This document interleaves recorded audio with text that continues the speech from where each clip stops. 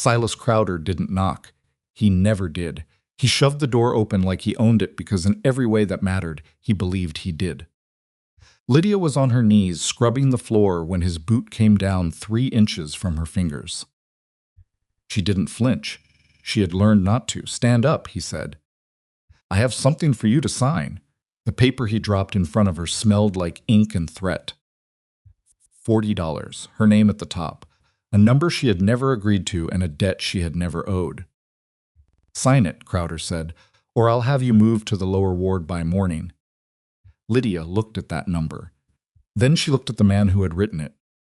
And something inside her, something that had been quiet for a very long time, went completely still. Before we go any further, if you've ever felt like someone held all the cards and you held none, this story is for you. Subscribe to this channel right now and follow Lydia's story all the way to the end, because what she does next will stay with you. Hit that like button and drop a comment telling me the city or country you're watching from. I want to see how far this story travels. Now let's go back to where it all began. The morning Lydia Harrow turned 24 years old, nobody remembered. Not that she expected them to. At Blackridge House, birthdays were not occasions. They were simply one more day closer to a debt that never seemed to shrink, no matter how many hours you gave it. Lydia had stopped counting candles years ago. She counted other things now. Buckets of water hauled before sunrise, yards of linen pressed by lamplight, columns of numbers in a ledger that Silas Crowder alone controlled, written in his handwriting, reviewed by his associates, and never once questioned by anyone with the authority to change them. That was the system, not a violent one. Crowder wasn't the kind of man who raised his fist.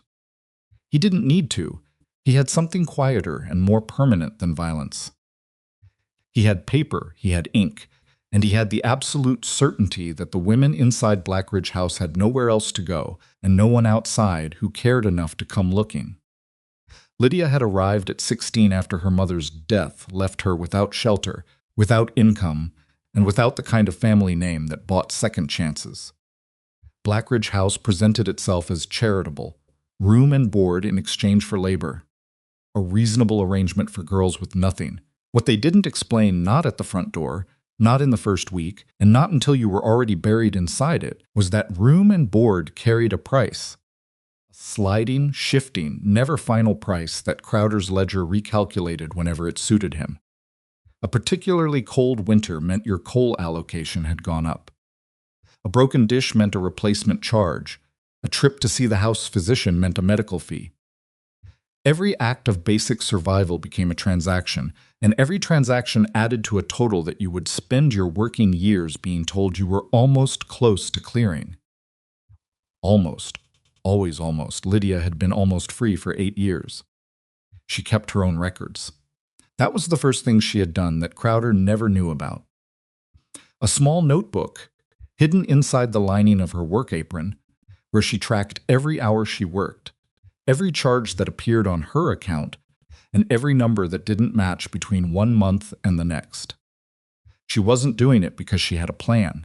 She was doing it because it was the only honest ledger in the building, and something in her refused to let the truth disappear entirely.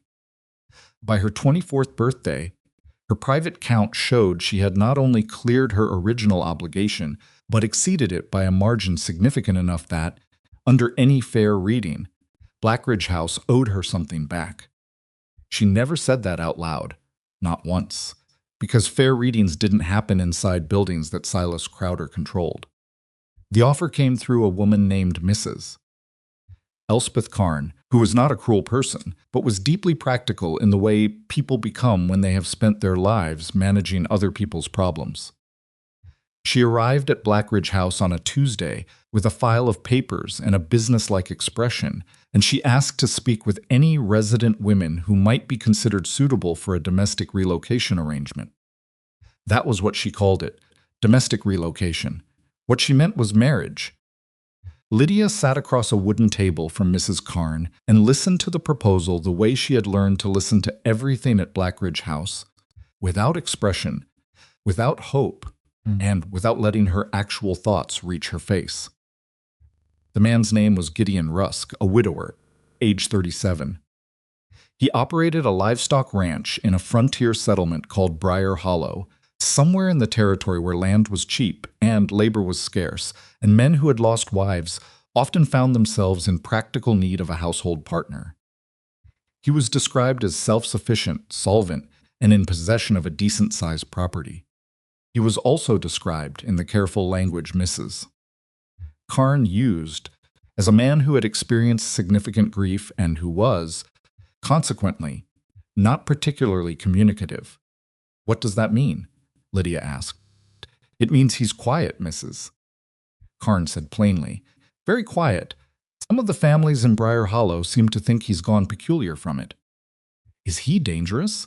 Mrs. Karn paused in a way that told Lydia she had actually considered the question seriously rather than brushing it off. "I have spoken with 2 neighbors who have known him for years. Neither indicated any concern of that nature. He appears simply to have withdrawn." Lydia looked down at the contract on the table. It was a different kind of contract than the ones Crowder produced. This one listed conditions: shared household responsibilities, her own room, access to the property accounts, the right to leave if the arrangement proved unsuitable, provided she could demonstrate cause and find transportation. It was imperfect, it was uncertain. It placed her in a house with a man she had never met in a settlement she had never heard of. But it had one feature that no arrangement at Blackridge House had ever offered her. Her name appeared at the bottom as a party to the agreement rather than as its subject. She signed it that afternoon. She did not tell Crowder she was leaving until the morning of her departure, and even then she told him only because she was required to present the transfer documentation. She stood in his office, a room that always smelled of tobacco and old authority, and placed the papers on his desk and waited while he read them. He took his time. Crowder always took his time when he wanted you to understand that your schedule was irrelevant to his. "Briar Hollow," he said finally, without looking up. "Yes, that's quite a distance." He turned a page. Turned it back. "These things don't always work out, you know. Frontier arrangements. Women come back. I'm sure some do. And when they come back, the terms here are adjusted to reflect the time away." He looked up then. His eyes were the color of old paper. "The books don't pause, Lydia. Even when people think they're finished with us." She understood exactly what he meant. She was meant to. He wanted her to leave with that sentence folded inside her like a splinter, something small and pointed that would work its way deeper every time she thought about it. She picked up her copy of the transfer papers, folded them twice, and put them in her coat. "Good morning, Mr. Crowder," she said, and walked out. She did not let herself run until she was past the gate. The journey to Briar Hollow took 3 days by coach, and then a final stretch by a hired wagon whose driver had the social energy of a fence post, but who deposited her without incident at a crossroads 2 miles from the ranch. He pointed down a dirt road and said, "That way," and that was all the guidance she received. She walked. It was early autumn, and the air had that particular quality of frontier land in the turning season, wide and cold and faintly hostile, like the territory itself hadn't decided yet whether to accommodate human beings or simply outlast them. The road was deeply rutted. Her bag was heavier than she'd expected. Her shoes were not made for unpaved roads, and she developed a blister on her right heel, somewhere around the first mile, that she ignored because she had no alternative. She arrived at the property line of Gideon Rusk's ranch just as the light was starting to go gold and horizontal. The house was not impressive. 2 stories, timber-framed, with a covered porch that ran the length of the front. The barn beyond it was actually in better condition, which told her something about how the man inside organized his priorities. The fence along the drive needed work. The garden beside the house had the look of something once well tended that had been let go, not abandoned exactly, but neglected in the specific way that happens when someone stops caring about the living and starts caring mostly about getting through the day. She knocked. The door opened and there was Gideon Rusk. He was as tall as Mrs. Karn had suggested, and as weathered, with the kind of face that had spent years in outdoor light and wasn't trying to apologize for it. He was probably handsome under the exhaustion, but the exhaustion sat in front of everything else the way a closed curtain sits in front of a window. He looked at her with gray eyes that weren't hostile and weren't warm. They were simply waiting. "You're Lydia Harrow," he said. "I am." A beat of silence that lasted long enough to be noticeable. "I'm Gideon." He stepped back from the door. "Come in." That was it. No welcome, no pleasantry, no observation about her trip. She walked into the house, and he closed the door behind her and showed her the kitchen and the sitting room and the staircase and the bedroom at the top of it, which had a quilt on the bed and a window that faced east. "That's yours," he said. "I'll take the loft. That isn't necessary." "It's what I prefer," he said. Not unkindly, just finally. And then he went back down the stairs, and she heard him moving around in the kitchen, and the conversation was, apparently, over. She stood in her new room and looked at the quilt and the window and the small table beside the bed, and she thought, "This is the least certain thing I have ever done." Then she sat down on the edge of the bed and took off her shoe and looked at the blister on her heel and thought, "But I walked here myself." Both things were true at once. She was learning that was often how it worked. The first week was an education in the specific texture of Gideon Rusk's silence. It was not angry silence. It was not the punishing kind, the kind Crowder used when he wanted you to feel the weight of his disapproval pressing down from across a room. It was more like weather. Gideon was simply a man who existed in a state of deep quiet and had organized his life so that the quiet would not be interrupted unless absolutely necessary. He was up before her every morning.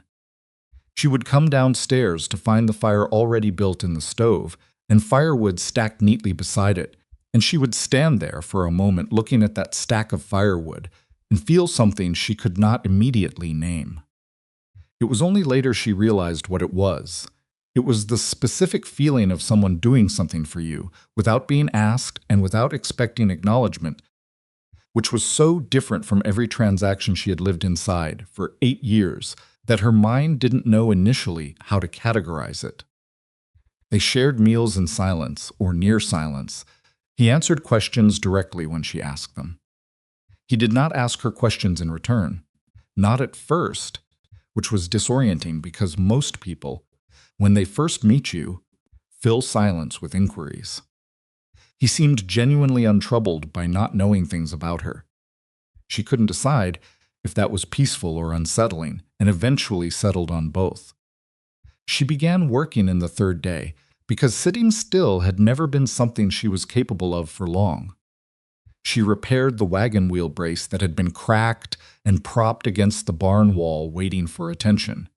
She organized the kitchen stores and found that roughly a quarter of what was in the pantry needed to go and made a list of what should replace it. She walked the fence line that she'd noticed on arrival and made a second list. When she showed Gideon the fence list on the fourth evening, he looked at it for a long time. Then he said, "There's wire in the barn." "I know," she said. "I found it." Another pause. "I'll do it tomorrow morning," he said. "I can help." He looked at her then directly, for what she estimated was the longest he had looked at her since she arrived. Something moved behind those gray eyes that she couldn't read. Then he said, "All right," and went back to his supper. She went back to hers. That was, she understood, the closest thing to an invitation she was going to get. She took it. The fence took 3 mornings. They worked side by side with very few words, because the work itself didn't require many. She learned things about him from watching him work that she doubted he would ever have said out loud. He was methodical, careful. When he made a mistake, drove a post crooked, on the second day he pulled it and reset it rather than leaving it because it was close enough. He didn't swear about it, he just fixed it.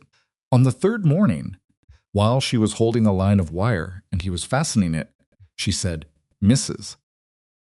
Karn told me you'd been widowed." She wasn't sure why she said it that morning specifically. Maybe because 3 mornings of almost silence had built up enough pressure that something true wanted out. He kept fastening, didn't stop, didn't stiffen. 3 years ago, he said. I'm sorry, so am I, that was all. She didn't push. She understood, better than most people, that some losses don't have a further sentence after them for a long time. But something shifted slightly after that morning. Not dramatically. Nothing with Gideon was dramatic. It was more like a door that had been pressed shut for a long time, moved a fraction of an inch. Just enough to feel the difference in the air. By the third week, she had begun working on the ranch accounts. She hadn't asked exactly.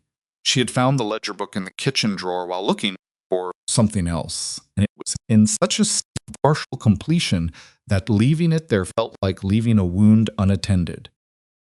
She asked him that evening if she could look at it, and he shrugged in a way that meant yes.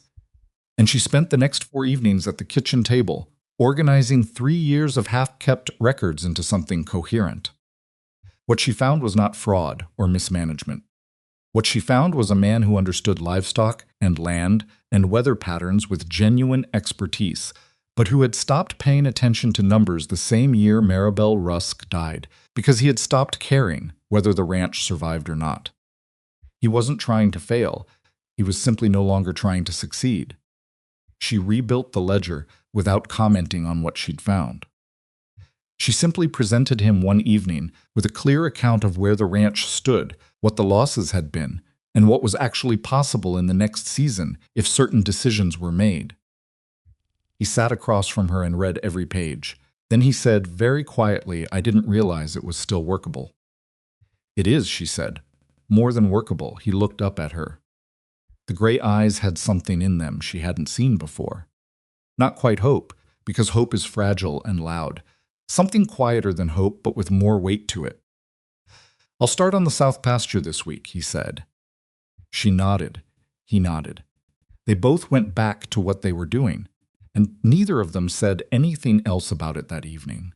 But when she went upstairs, she sat on the edge of her bed for a long time, looking at the east-facing window and thinking that this was not what she had expected when she signed that contract.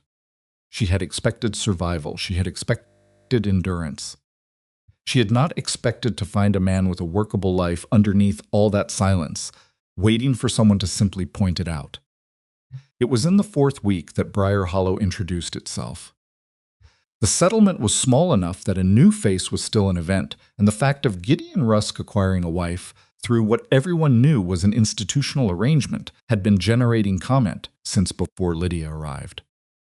She felt it the first time she came into the trading post with him, the way conversations shifted slightly, the way certain women looked at her with a particular kind of measuring attention that was not quite unfriendly, but was definitely assessing. She had lived her whole adult life being assessed. She knew how to stand still for it. A woman named Frances Pratt introduced herself with the specific warmth of someone who wants information and has decided friendliness is the most efficient route to it. Frances was the wife of a freighter, talked quickly, and had sharp eyes behind an open expression. She asked Lydia how she was finding Briar Hollow in a tone that meant she was also asking how Lydia was finding Gideon, and how Gideon was finding Lydia, and really what the entire domestic situation looked like from the inside. Lydia answered only the question that had actually been asked. "It's quieter than I'm used to," she said, "but the land is beautiful." Frances nodded, as though this confirmed something. "He was different before," she said, meaning Gideon, not bothering to pretend otherwise. Before Maribel, the whole settlement misses that version of him a little, I think. "Grief changes people," Lydia said. "Does it change back?" Lydia thought about that, about the fraction of an inch that door had moved. About the evening with the ledger and the words more than workable. "Sometimes," she said, "if you give it time and don't push." Frances looked at her with something that was no longer assessment. It was something closer to respect, though it came with a slight surprise around the edges, as though she hadn't expected it. "Well," Frances said, "you seem steadier than most people expected." Lydia smiled. Most people expected quite little. "True enough," Frances said, and laughed. And that was the beginning of something that would eventually become, imperfectly and slowly, a kind of friendship. She was hanging wash on the line when the man appeared at the gate. She noticed the horse first a gray with road dust still on its flanks, the kind of horse that had been pushed a long distance. Then the man. He was dressed in town clothes, quality cloth, and he sat in the saddle with the particular posture of someone who has spent decades being obeyed and has stopped noticing it. Her hands slowed on the wash, but she didn't stop. He opened the gate and rode up the drive and looked down at her from the saddle with a smile that had never been warm a day in its life. "Well," said Silas Crowder, "you really did go a long way." The sheet she was holding went very still in her hands. "Mr. Crowder," she said. "I've been looking at the books," he said. "The Blackridge books. I noticed a discrepancy in your account. Seems the numbers weren't quite settled when you left." He reached into his coat and produced a folded document and held it out toward her. $40, Lydia. Still outstanding. She didn't take it. "You have 7 days," he said pleasantly. "After that, I'll return with the proper county authority, and we'll have a different kind of conversation." She looked at him, at the road dust on his horse, at the paper in his hand, at the smile that had been practiced in front of mirrors for years until it looked almost human. Then she looked past him at the fence line she had helped repair, at the barn where Gideon was working, at the garden beside the house that she had been slowly bringing back to something living. "I'll need to discuss this with my husband," she said. Crowder tucked the document back into his coat. "Of course you will," he said. 7 days. He rode back down the drive and through the gate and out onto the road and disappeared. Lydia stood with the sheet in her hands for a long moment. Then she went to find Gideon. She found him in the barn. He was crouched beside a rear wheel of the wagon, working a replacement pin into the axle housing with the focused patience of a man who had learned that most mechanical problems yielded eventually if you didn't lose your temper at them. He didn't look up when she came in, but she could tell from the slight shift in his shoulders that he'd heard her footsteps on the barn floor and had already registered that something was different about the way she was walking. She stood a few feet away and waited until he looked up. When he did, he read her face the way she'd noticed he read most things quietly, completely, without rushing to fill the air before he understood what he was looking at. "Someone was here," he said. "Not a question. Yes." She crossed her arms, not defensively, just because she didn't know what else to do with her hands. "A man named Silas Crowder. He ran the institution I came from. Blackridge House." Gideon set down the pen and straightened up slowly. "He says I owe $40. She said it plainly, the way you say something you want to get out of your mouth before it has time to grow larger. From my years there, he brought documentation. He's giving me 7 days before he returns with county authority." The barn was quiet, except for one of the horses shifting its weight in the stall. "Do you owe it?" Gideon asked. She had expected a lot of possible reactions. Anger on her behalf, or cold practicality, or the particular exhausted look men sometimes got when a woman brought them a problem they hadn't signed on for. She had not expected him to simply ask her the direct question. "No," she said, "I don't. My actual obligation when I arrived at Blackridge was $11. I tracked my own hours for 8 years. What I gave them exceeded it by a significant margin." Crowder's number is invented. Gideon looked at her for a long moment. Then he said, "Can you prove that?" "I have my own records." She paused. "But records I kept myself against records he controls, that's a difficult argument." "How much does he actually want?" "I told you. $40. I mean, is the $40 the point, or is the $40 the excuse?" She looked at him. Something about that question made the air in the barn feel different. "The excuse," she said slowly. "He's been doing this for years. Women leave Blackridge, and a month later there's an amended account and a new total. Some of them come back because they have nowhere else to go and no one to help them fight it. He's not after $40. He's after the principle of it. That nobody who passes through his hands ever gets to feel like it's finished." Gideon nodded once, the way he nodded when he understood something and didn't need to repeat it back. "Then paying it doesn't help," he said. "No." It doesn't. So what do you need? She had been preparing herself for this conversation since Crowder's horse disappeared around the bend in the road, turning over arguments and approaches, readying herself to justify and explain and convince. She had not been preparing herself for him to skip all of that and land immediately on the only question that mattered. She felt something unsteady move through her chest and made herself hold still until it passed. I need to find proof that his version of my account is falsified, she said. Which means I need to find the original documents, or someone who has seen both versions. Which means I need to go back to Blackridge. The silence that followed was not empty. She could feel him thinking inside it. That's a 3-day ride, he said. I know. Round trip is 6 days. He gave you 7. I know that too. He bent and picked up the pin he had set down and turned it over in his fingers once, not absently, the way someone handles a familiar object when their mind is working on something else. I'll go with you, he said. No. She said it before he finished the sentence and heard how abrupt it sounded and didn't take it back. I need to go alone. The people inside Blackridge, they're afraid of outsiders. A strange man showing up looking for records would lock every door I need open. I have a relationship with certain people there. That's the only advantage I have. He looked at her steadily. And if Crowder's there when you arrive? Then I'll deal with it. Lydia Gideon. She said his name carefully, the way you set something fragile on a surface. I am not asking your permission. I am telling you what I need to do. I'm telling you because she stopped, rearranged. Because this is your home too, and you deserve to know what is happening in it. The barn settled around them. Dust moved in a shaft of late light coming through the gap above the door. He put the pin in his shirt pocket. When do you leave? He said. Tomorrow morning, she said. Early, he nodded. Then he went back to the axle. She stood there for a moment, not quite sure what she'd expected from him. Argument, maybe. Or that particular male-shaped grief that comes from being told you can't fix something. What she got instead was a man who heard what she said and accepted it, which was either the most respectful thing anyone had ever done for her or the loneliest, and she couldn't determine which as she walked back to the house. Maybe it was both.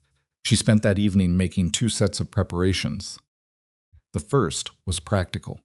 She packed a bag with enough for 3 nights on the road, a change of clothes, her notebook, the original copy of the Blackridge transfer documentation she'd signed, and a small amount of money she had saved from the household accounts in a way she had not tried to hide from Gideon, because she was done hiding things from institutional ledgers, and she was not about to start doing it from him. The second preparation was harder. She went to the kitchen and sat at the table and opened her notebook to the pages where she had tracked her own hours and charges over the 8 years at Blackridge. She went through it line by line, making sure every entry was legible, checking the logic of every calculation, looking for any gap that Crowder's lawyers might exploit. The math was correct. It had always been correct, $11 original. 8 years of labor at rates that the Blackridge house charter itself specified. Her balance had cleared in the 4th year. Everything after that had been there, was no polite word for it. There was no polite word for any of what Crowder had done. She was sitting at that table with the notebook open in front of her when she heard Gideon's boots on the stairs. She hadn't realized it had gotten late. He came into the kitchen not for any apparent purpose. She thought at first, and then she noticed he had brought down a glass of water and set it on the table beside her notebook without a word, and then moved toward the back door to check the latch before going back up. Gideon, she said. He stopped. She didn't know exactly what she wanted to say. There were several true things competing for the position of what came out of her mouth, and the one that finally got there surprised her slightly. Was she brave, she asked. He turned. His face in the kitchen lamp was tired in a specific way that had nothing to do with the hour. Who, Maribel? A long pause, not uncomfortable. Just real. She was the most stubborn person I ever met, he said. She argued with me about fence placement for 3 years. Turned out she was right. His mouth moved in something that wasn't quite a smile and wasn't quite not. I don't know if that's the same thing as brave, but she didn't back down from much. That sounds like brave, Lydia said. He looked at her for a moment. Then he looked at the notebook on the table, then back at her. You've been keeping those records for 8 years, he said. Yes, you knew the whole time it was wrong. Yes. But you stayed. I had nowhere to go. She said it without self-pity, because it was simply the fact. And then I had somewhere to go, so I went. He stood in the kitchen doorway with the lamp, throwing half of him into shadow and the other half into something warmer, and she thought he was going to say something else. He looked like he was arranging the words for it, but then he just said, "Get some sleep before the road," and went back upstairs. She looked at the glass of water he'd left beside her notebook. Then she went back to her calculations. She left before sunrise. Gideon had the horse saddled and waiting when she came downstairs, which meant he'd gotten up earlier than she had. He'd also put a wrapped parcel in the saddlebag that turned out, when she checked it an hour down the road, to contain enough bread and dried meat for 2 days, which was more practical consideration than most people who claimed to care about her had ever managed. She rode. The territory opened up around her in the early light-wide grass.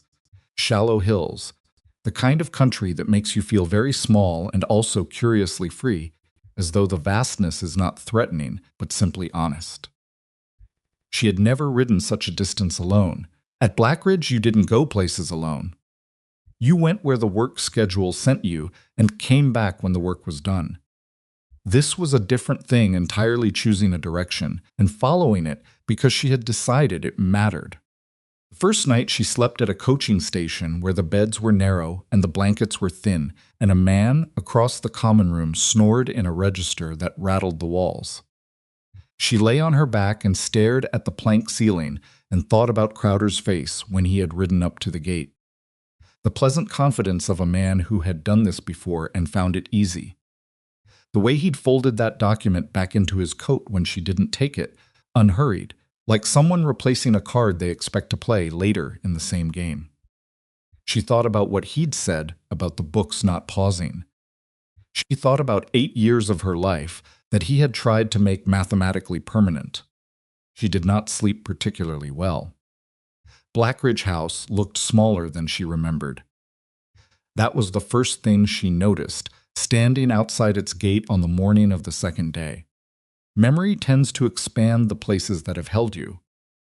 The building was actually just a building 3 stories of aging timber and patched mortar, windows that needed new glazing on the upper floors, a yard that was swept but not tended. The same gatepost, the same iron latch, the same smell from the laundry building along the east wall, that particular combination of lye soap and steam that had been the backdrop of 8 years of her life. She pushed the gate open herself. She was not a resident. She had not been a resident for over a month. She walked through the front yard the way someone walks into a place they have every right to enter, because she had determined on the road that the quality of your posture is sometimes the first argument you make and the most important one. The woman at the front desk was new. Lydia didn't recognize her, which was useful because it meant the conversation started with neither history nor assumption. "I'm here to review records relating to my time as a resident," Lydia said. "My name is Lydia Rusk." She had practiced using the name on the road. It came out steadier than she expected. "I was discharged last month. There is a billing dispute, and I need to speak with whoever manages the account documentation."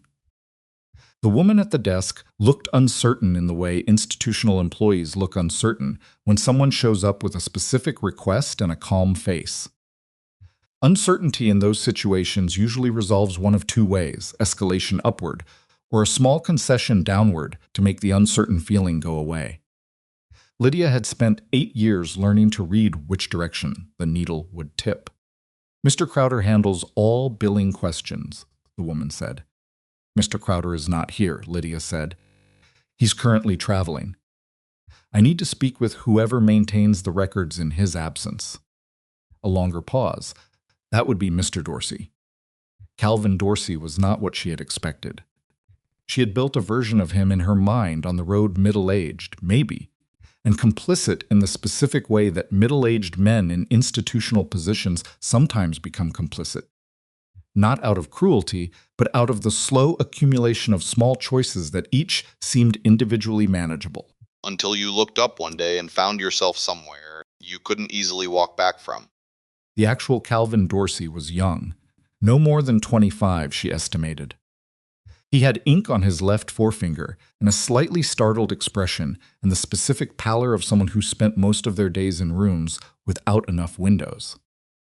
He was standing at a tall records desk when she was shown in, and he straightened up in a way that might have been professional or might have been nervous. "Mrs. Rusk," he said, "I was told you had a question about your account." "I do." She closed the door behind her, something the woman at the front desk had not done. Calvin noticed. His eyes went to the closed door and then back to her. "Crowder handles all billing. I know what Mr. Crowder handles," she said. "I also know that he's currently 70 miles away attempting to collect a debt from me that is not accurate. I need to see the original documentation of my account. Not the current version, the original." Calvin's hand tightened slightly around the pen he was holding. "I'm not sure I understand the distinction," he said. She looked at him steadily. "Yes, you do." The room was quiet. Outside, somewhere in the building, she could hear the sound of the laundry work proceeding, that rhythmic motion that had measured out so many days of her life. She watched Calvin Dorsey's face move through several things in rapid sequence. Calculation, something that looked a little like fear. Then something underneath both of those that was harder to name. "What the documents show now," she said, more quietly, "and what they showed when I signed them, those are two different things." "Aren't they?" He didn't answer. "I'm not here to cause trouble for you," she said. "I know where you sit in this building. I know what position you're in. I was in a position just like it for 8 years, not being able to say what you know is true because the person with the authority is the person you'd have to say it to."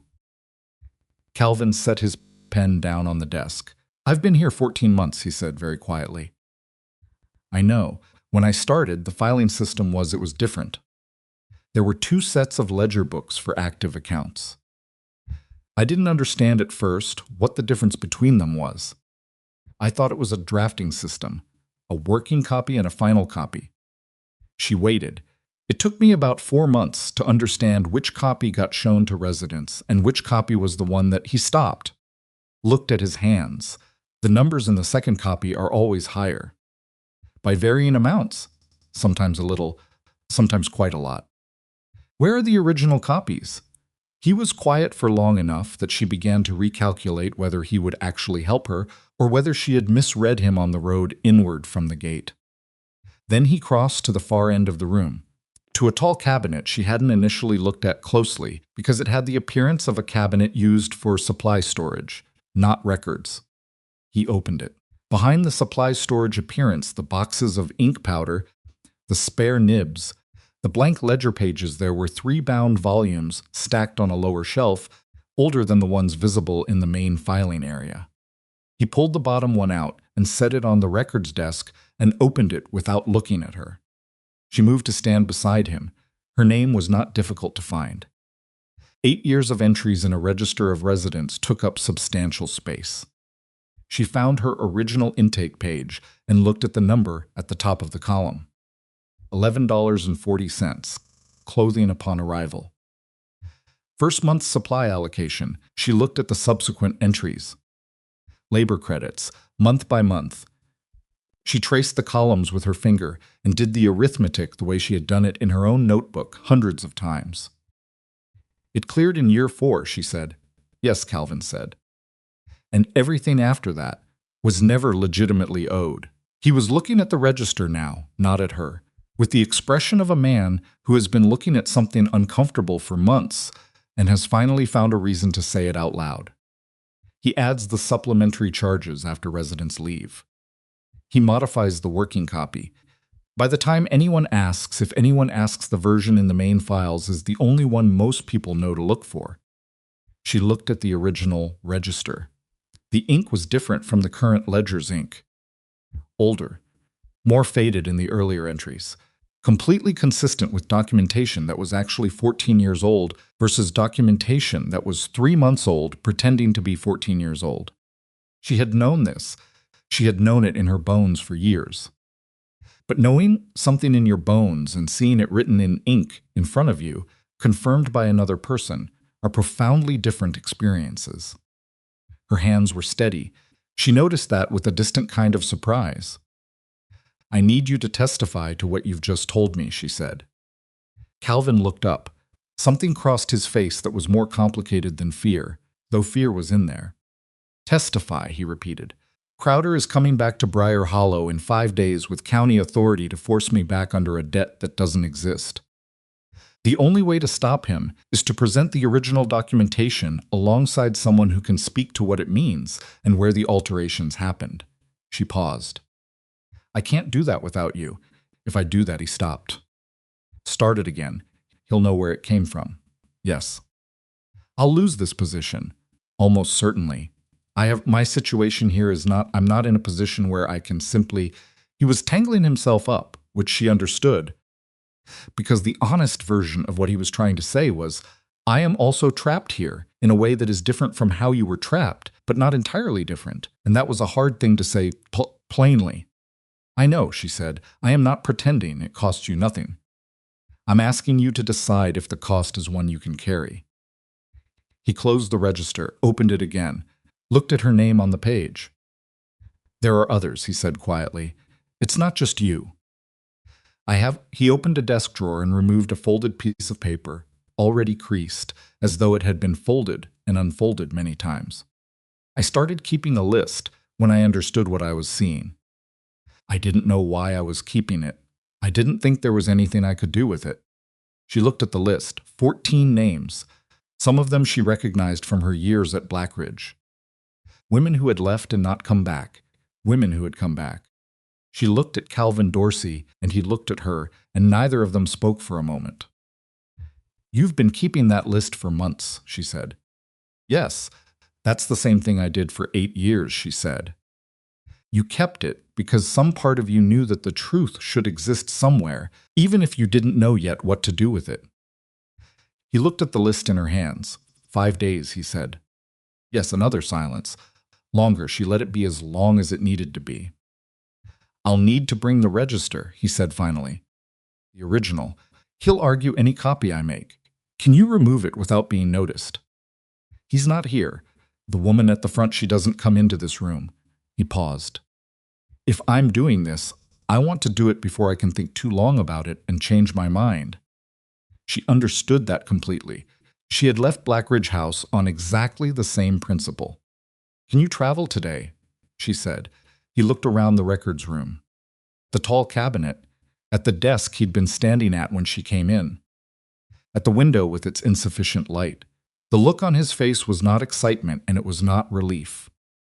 It was more like someone who has been holding their breath for a long time and has finally decided to either breathe or stop trying. "Give me an hour," he said. They rode out together before noon. Calvin Dorsey on a horse he clearly had limited practice with, the original Blackridge register wrapped in oilcloth and tucked into his saddlebag beside his list of 14 names. Looking like a man who had just done something irreversible and was only now arriving at the full awareness of that fact. He was quiet for the first hour in a different way than Gideon was quiet. Gideon's quiet had the settled weight of long habit. Calvin's had the quality of a person running internal calculations at speed, checking and rechecking a decision already made, unable to stop, even though the checking changed nothing. "You're worrying about what happens if it doesn't work," she said. He looked over. "Aren't you?" "Yes," she said, "but I've found it's better to put the worry somewhere it can't steer you while you're moving." He was quiet for another stretch. "How did you do it?" he said. 8 years of keeping records you couldn't show anyone. "Didn't it feel pointless?" she offered. "I was going to say unbearable."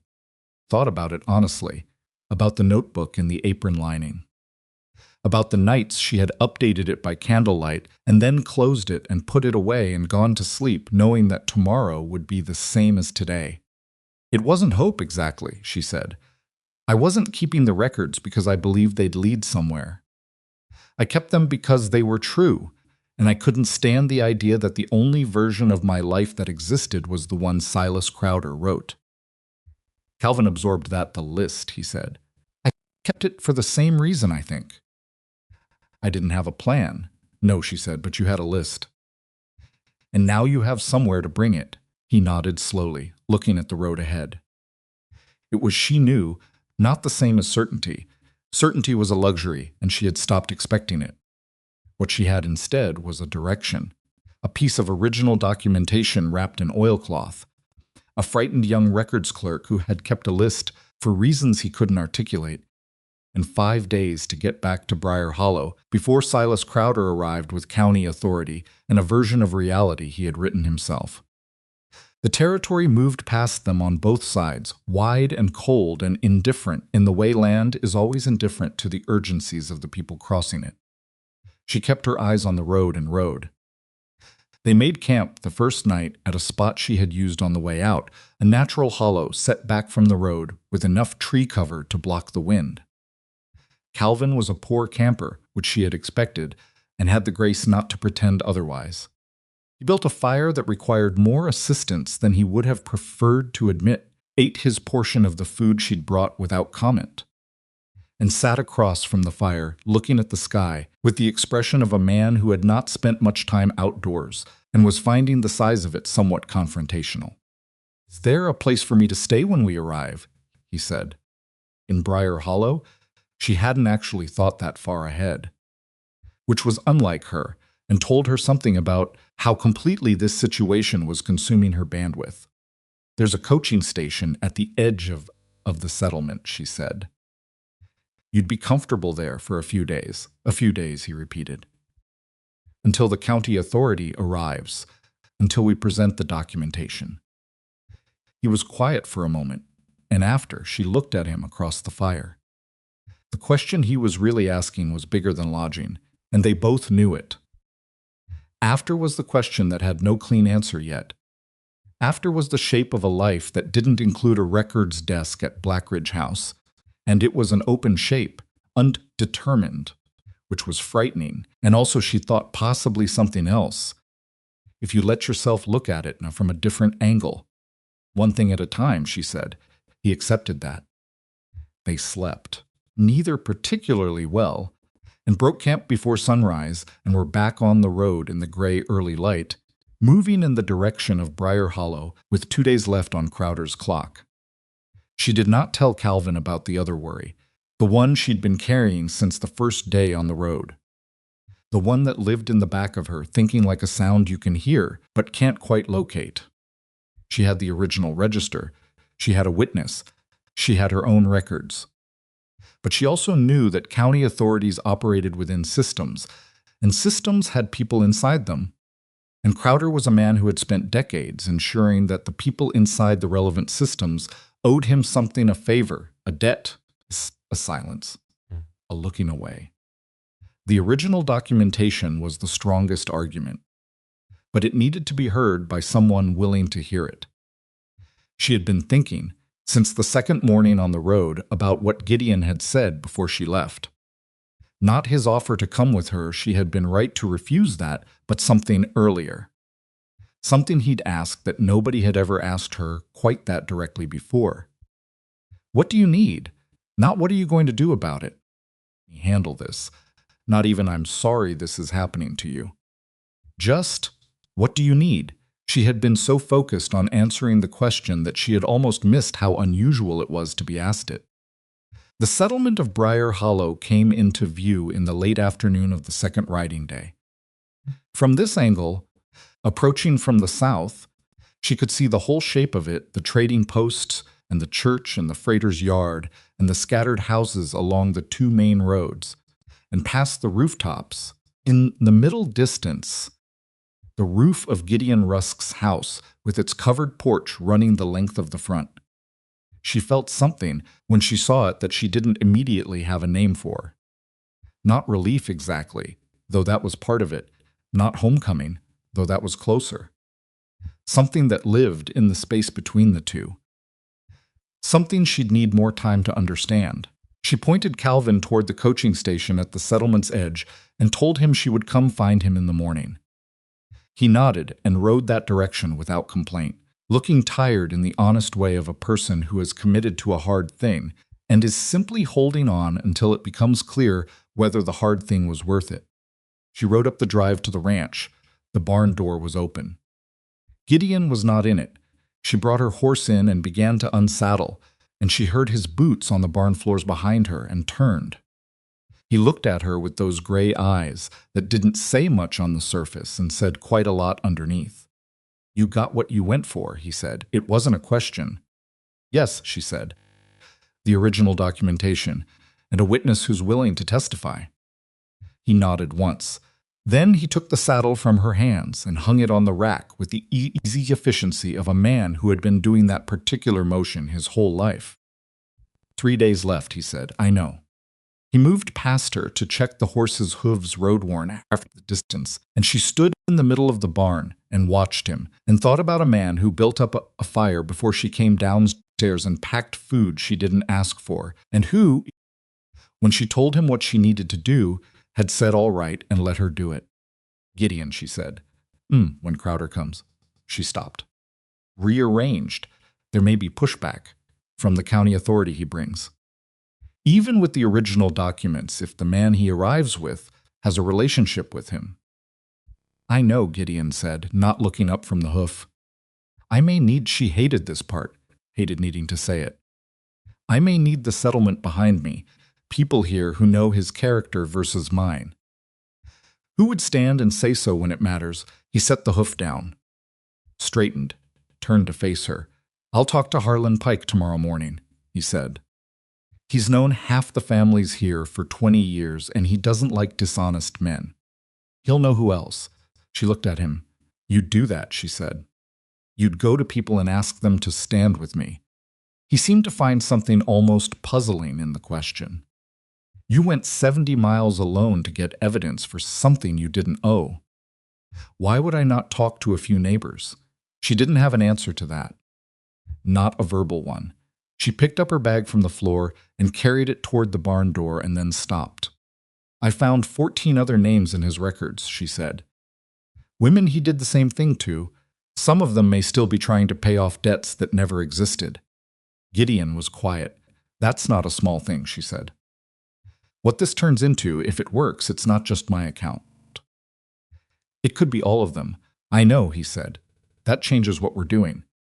It's bigger than the $40. It was already bigger than the $40. His voice was quiet and level. It was bigger when he rode up to this gate like he had the right to. She stood in the barn doorway with the last of the afternoon light at her back and looked at this man she had married at a records desk in a city she had been trying to escape, and she thought, "I have no idea yet what this is between us. But whatever it is not what I expected, and it is not nothing." She went inside to wash the road off and figure out what came next. 3 days. Crowder was coming with his county authority and his manufactured number and his absolute confidence that a woman from Blackridge House had no one behind her and nowhere to stand. He had never been more wrong in his life. He just didn't know it yet. The next morning came in cold and gray, the kind of autumn morning that doesn't apologize for itself. Lydia was up before the light changed, sitting at the kitchen table with her notebook open and Calvin's list of 14 names beside it, doing what she had always done when something frightened her, organizing it. Breaking the large, shapeless fear into smaller pieces that had edges she could work with. If you could name the pieces, you could move them. If you could move them, you could arrange them into something that looked less like disaster and more like a problem with possible solutions. The original register was on the table too, still wrapped in its oilcloth. She had unwrapped it the night before and gone through it carefully by lamplight, page by page, making her own notes about which entries carried the older faded ink and which ones had been added in a hand and a formula that matched Crowder's current documentation methods rather than the writing style present throughout the rest of the original book. The difference was not subtle once you knew to look for it. The question was whether a county authority who had ridden in with Silas Crowder would be motivated to look. That was the part she couldn't control. And the parts she couldn't control were the parts that kept her awake at 3 in the morning, listening to the wind work at the eaves of Gideon's house. She heard him before she saw him, the specific creak of the third stair from the top, which she had already learned was the one he hit every single morning, no matter how carefully he moved. He came into the kitchen and looked at the table without expression, and then put the kettle on without being asked and stood at the stove with his back to her while the water heated. She appreciated that, the not making a thing of it, the simply occupying the same space and letting her work. "Did you sleep?" he said without turning around. "Some." He didn't offer commentary on that. The kettle began to knock. "I'm going to Harlan's after first light," he said. "What will you say to him?" "The truth." He turned and set a cup on the table near her. "Man spent 40 years in this territory. He's seen people take advantage of frontier situations before. Isolation from courts. People who don't have resources to fight things. He'll understand what Crowder is. Does he know me well enough to vouch for me?" Gideon sat down across from her, his hands wrapped around his own cup, and he looked at her with those gray eyes that she had been reading for over a month now and was only beginning to understand. "He knows me," Gideon said simply. "That'll be enough to start." She looked down at the notebook, then up at him. "I don't want this to cost you anything with these people," she said. "You're standing here. Your relationships. If I push this and it goes wrong." "Lydia," his voice was not harsh, but it was final in the way of a door being gently closed. "Stop trying to protect me from something I've already decided." She closed her mouth. He drank his coffee. Outside, the gray was beginning to shift towards something lighter, and somewhere beyond the barn, one of the horses was registering its opinion about the hour, and the morning came in around them the way mornings do, indifferent to urgency, following its own schedule entirely. Harlan Pike was 61 years old and had the build of a man who had spent that entire time doing physical work and the face of a man who had spent it thinking harder than people gave him credit for.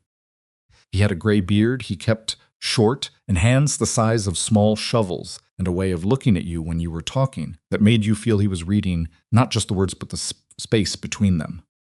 He lived half a mile east of the Rusk property on land he had broken himself 30 years ago, and when Gideon arrived at his door in the early morning, he was already outside, mending a section of his own fence that a storm had leaned sideways 2 nights past. He looked up when Gideon approached on foot. Gideon had walked, which Harlan would understand meant the conversation was a serious one and not a passing by, and he set down his tools and waited. Gideon told him, not all of it and not with drama, because that wasn't how either of them communicated. He laid out the facts in the order that mattered. What Crowder was, what he had come to collect, what Lydia had found when she rode back to Blackridge, what Calvin Dorsey could confirm, and what was going to arrive at the settlement in 3 days. Harlan listened without interrupting. That was one of the things about Harlan. He had the patience of someone who had learned that most conversations were improved by listening longer than felt comfortable. When Gideon finished, Harlan was quiet for a moment. He looked at the fence he'd been mending. Then he looked back at Gideon. "You know what I'm going to ask you," Harlan said. "Whether I'm certain about her. Whether you're certain about her." Gideon looked out across Harlan's land, the long view, the hills in the middle distance, the quality of autumn light that made everything look simultaneously beautiful and temporary. "I'm certain about what she found," Gideon said. "I'm certain about 8 years of records she kept herself when there was no reason to keep them, except that she refused to let the lie be the only version that existed. And I'm certain," he stopped. Something crossed his face that was not comfortable for him to show, and he showed it anyway. "I'm certain she deserves someone to stand with her. Whatever the outcome is." Harlan looked at him for a long time. "That's different from what I asked," Harlan said. "I know," Gideon said. Another pause. Harlan picked up his fence tool and turned it over in his hand. "There are 4 families in this settlement who told me stories about arrangements gone wrong," Harlan said.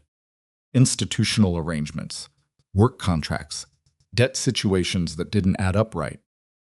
I've been hearing about these things for years, and there's never been anything useful to say about them because there's been no opening. Gideon waited. If your wife has an opening, Harlan said, I want to know what it needs. It needs people who will stand in the yard and not back down when the county authority looks at them. That's all, and people who may have records of their own. Similar discrepancies, similar patterns from Crowder's operation or operations like it. Harlan nodded slowly, the nod of a man filing information into the correct drawer. I'll talk to the Mabry family today, and the Sutter woman, the widow.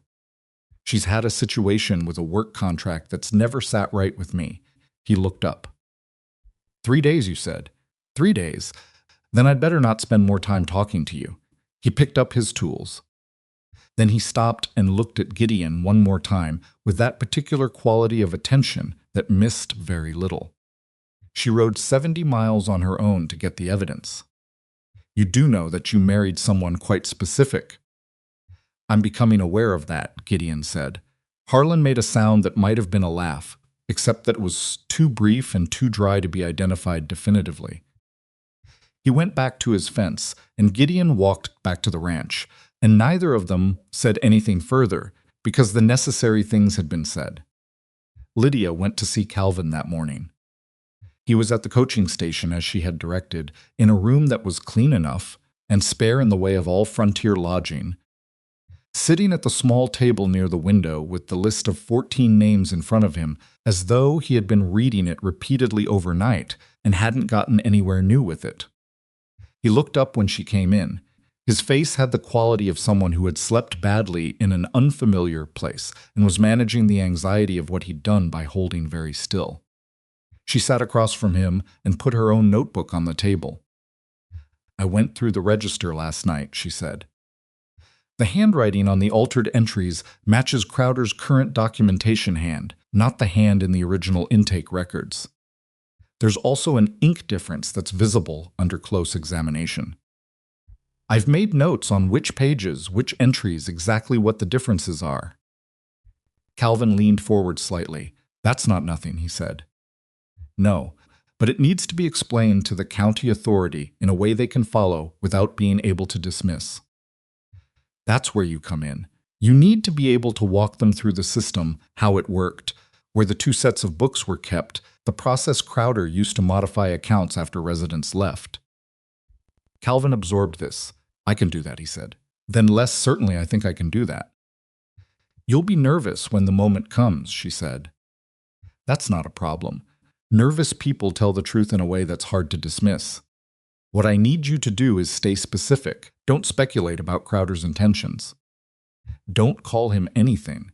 Just describe what you saw, what you did, what you found, and what the difference was between the 2 sets of records. He nodded. What if the authority they bring doesn't want to hear it? It was the question she had been turning over since before sunrise.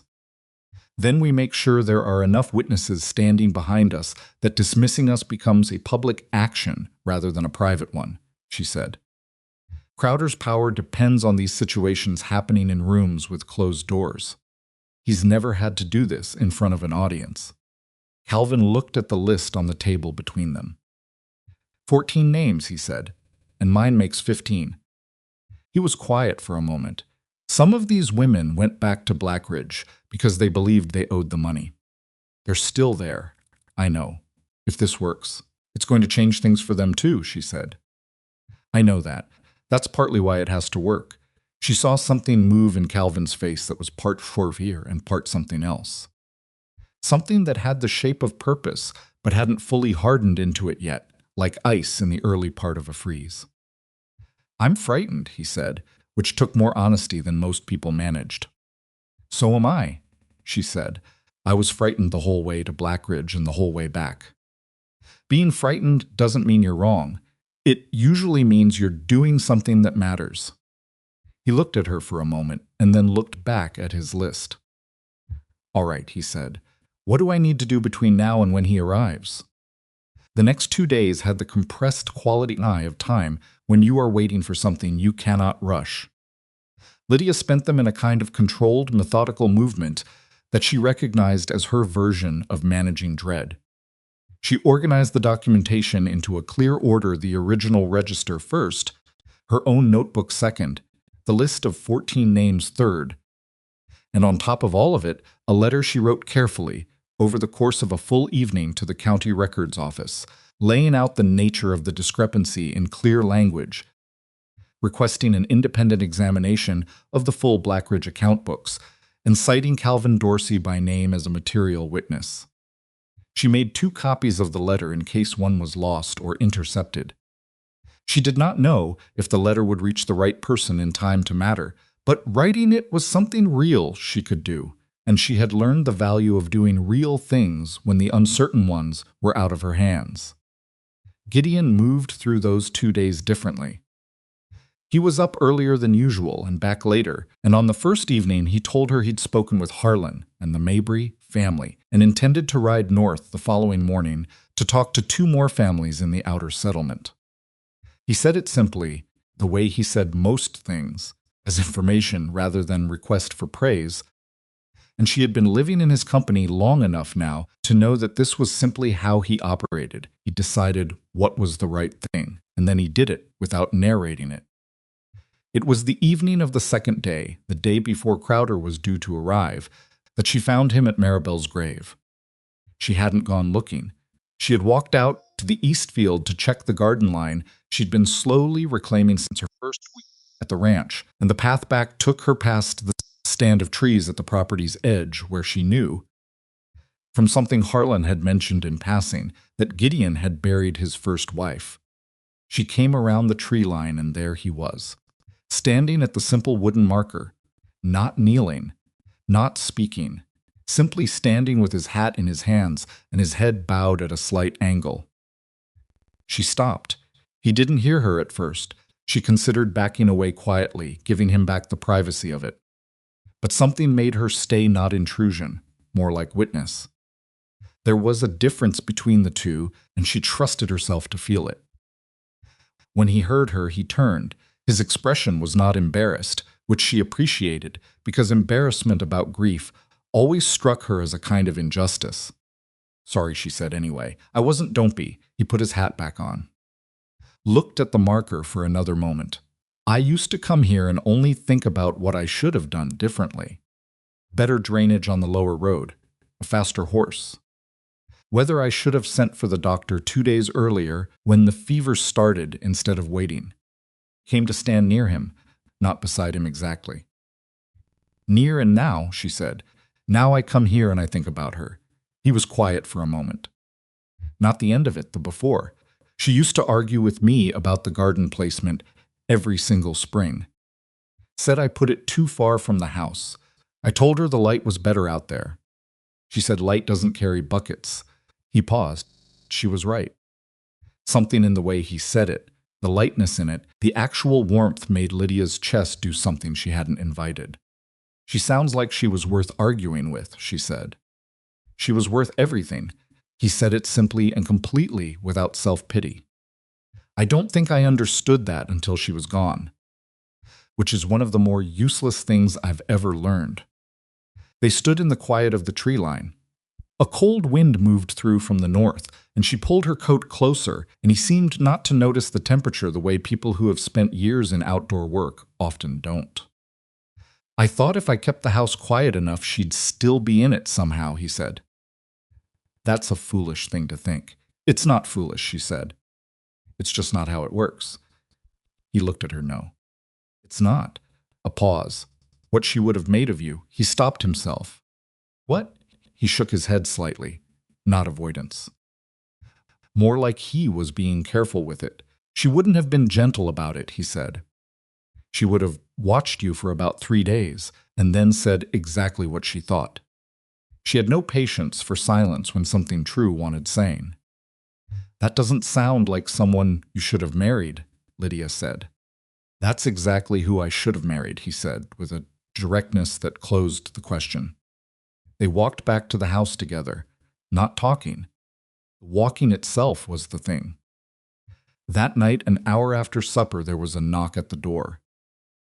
Harlan Pike was standing on the porch. Behind him, barely visible in the dark, were three other people. She recognized Francis Pratt's quick shape. Beside Francis was a broad-shouldered man she didn't know. And at the back, hanging slightly apart, a woman in her 50s with the careful stillness of someone who had been hurt before and not yet decided if this was safe. Harlan looked at Gideon, then at Lydia. "This is the Mabry family," he said, indicating the broad-shouldered man, who nodded once. His wife had a Blackridge-type situation 6 years ago. Similar numbers, same pattern. He kept the documentation. He gestured toward the woman at the back. "This is Ruth Sutter. Her sister was at Blackridge. Came back 2 years ago with a debt she's been trying to pay ever since." Lydia looked at these people standing in the dark on the porch. Fact of them, at what it meant that they were here. "Come in," she said. They came in. The kitchen table was not large enough for all of them, so they stood in the arrangement that the room permitted, and Lydia looked at the documents Mabry spread on the table, his wife's records, kept in a biscuit tin he had brought in from his saddlebag, and she looked at Ruth Sutter, standing near the wall with her arms crossed over her chest and her eyes moving between the original Blackridge register and Lydia's notebook. "Your sister," Lydia said to Ruth. "Is she still at Blackridge?" Ruth's jaw tightened. She believes she owes them money. "She's been there 6 years since she went back. She works the laundry line." Lydia thought about the laundry sound she'd heard when she went back to Blackridge. The rhythmic sound that had measured out so many of her own days. "She won't be there much longer," Lydia said. Ruth looked at her with eyes that had the specific quality of hope that has been disappointed before and is trying very hard not to get ahead of itself. "You sound certain," Ruth said. "I'm not certain of anything," Lydia said honestly. "But I have the original register. I have a man who worked with the records and will testify about the alterations. I have your brother-in-law's documentation, and I have—" She looked around the kitchen at the people filling it. "I have this." Which is more than Crowder has ever had to face. Francis Pratt, who had been quiet since coming in, which was so unusual for Francis that it had its own weight, said, "What do you need us to do tomorrow?" "Be here," Lydia said, "when he arrives. Don't stand behind me. Stand where you're visible. He needs to see that whatever he does here happens in front of people. He needs to understand that this settlement is watching." "That's it," Mabry said. "If the county authority he brings is honest, yes. The documentation will do the work." She paused. "If the authority is not honest, if Crowder has enough relationship with him to make him look the other way, then what we do next gets more complicated." "What does more complicated look like?" Harlan asked. "It means we go above the county level. It means the letter I've written to the regional records office becomes the primary argument. It means this takes longer." She looked at them. "And it means I need to know now if the people in this room are in for the longer version, if that's what it comes to. I am not going to fight this halfway." The kitchen was quiet. Not an uncomfortable quiet, the kind that has consideration inside it. "I've been waiting for an opening on this for 6 years, Mabry said. "You opened it. I'm in." Ruth Sutter uncrossed her arms. "My sister is on the laundry line," she said. "Tell me where to stand." They left after an hour. Francis was the last one out, and she paused in the doorway and looked at Lydia with that expression she'd had at the trading post weeks ago, the one that wasn't quite what Francis Pratt usually showed people. "You know," Francis said, "when you first arrived, I'll be honest with you, I thought Gideon had made a practical arrangement, and you'd come here and keep the house running, and that would be the whole of it." "So did I," Lydia said. Francis glanced past her briefly to where Gideon was in the kitchen putting away the extra cups. Then back at Lydia with something direct in her eyes. "For what it's worth," Francis said, "you are nothing like what anyone here expected." "And I mean that in the best possible way." She left. Lydia closed the door. The house was quiet, just the two of them. The lamp on the table, the documentation arranged in its careful order. Gideon was still at the kitchen counter, She came back in and sat at the table and looked at the pile of paper that represented, between all of them, a substantial amount of accumulated truth. 8 years of her own, 6 years of the Mabry family's. Ruth Sutter's sister's years on the laundry line, 14 names on Calvin's list. The original register in its oilcloth wrapping. Gideon, she said. Turned. If this goes wrong tomorrow. She stopped herself. Started again more honestly. There is a version of tomorrow where it goes wrong. Where the authority he brings refuses the evidence. Where we need to go further and it takes longer and it costs more than we're ready for.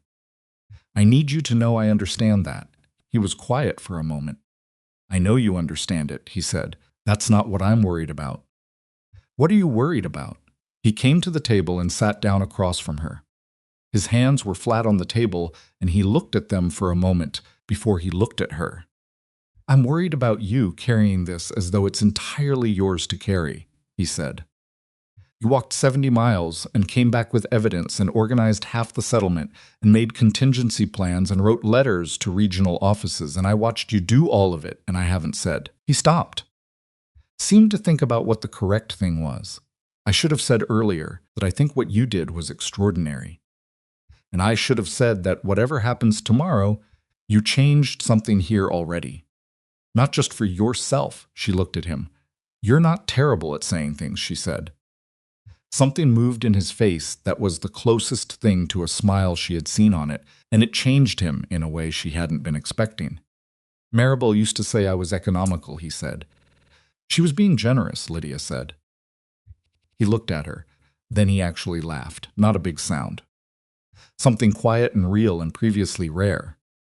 But it moved through the kitchen and changed the air in it, and she thought she understood a little better. Then what Briar Hollow had been missing about this man for 3 years, and what was beginning slowly, imperfectly, to come back. She didn't sleep the last night. She tried, in the sensible way of someone who understood she needed to be clear-headed in the morning. She lay down, she closed her eyes. She listened to the wind and the occasional sound of the horses in the barn and the particular quality of silence that frontier nights have, which is enormous and indifferent and will outlast every human urgency anyone brings to it.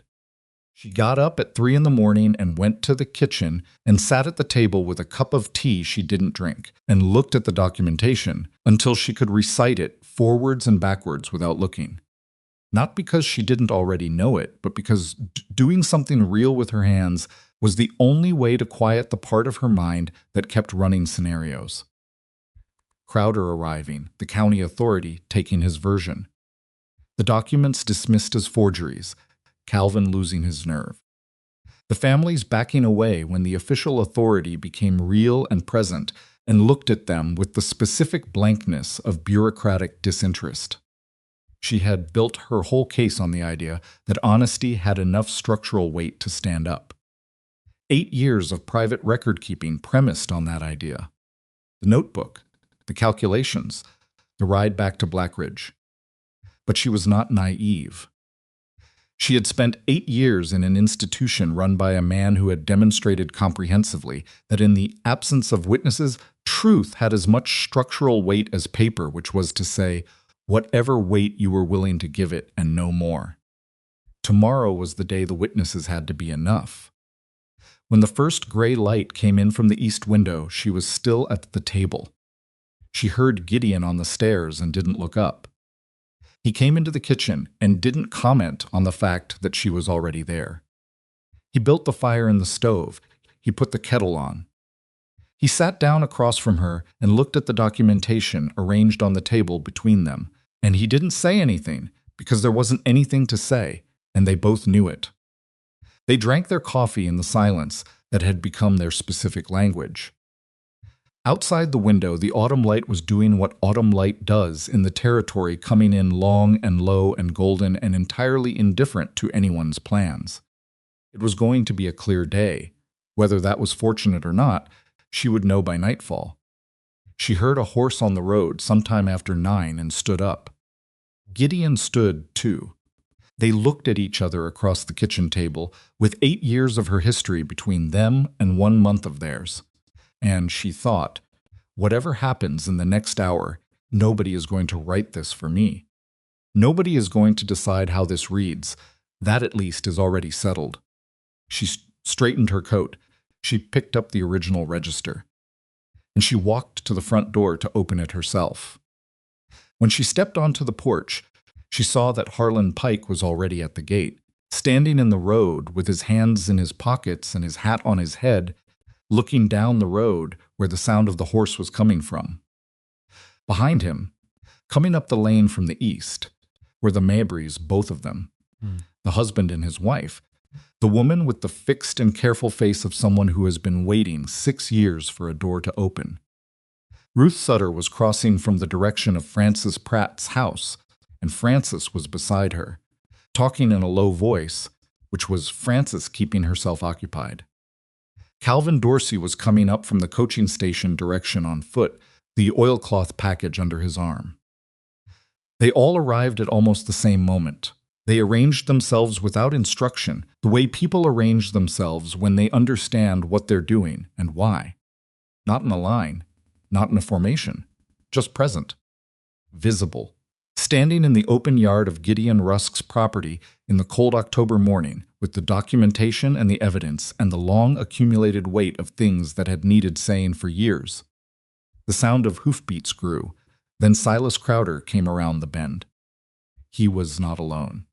Behind him rode a man in a county official's coat, and behind that man was a second official, younger, with a document case across his saddle. 3 of them in total. Crowder had apparently decided to be thorough. He rode up to the gate and looked at the yard and took in, with visible and immediate recalibration, the fact that the scene was not what he had planned for.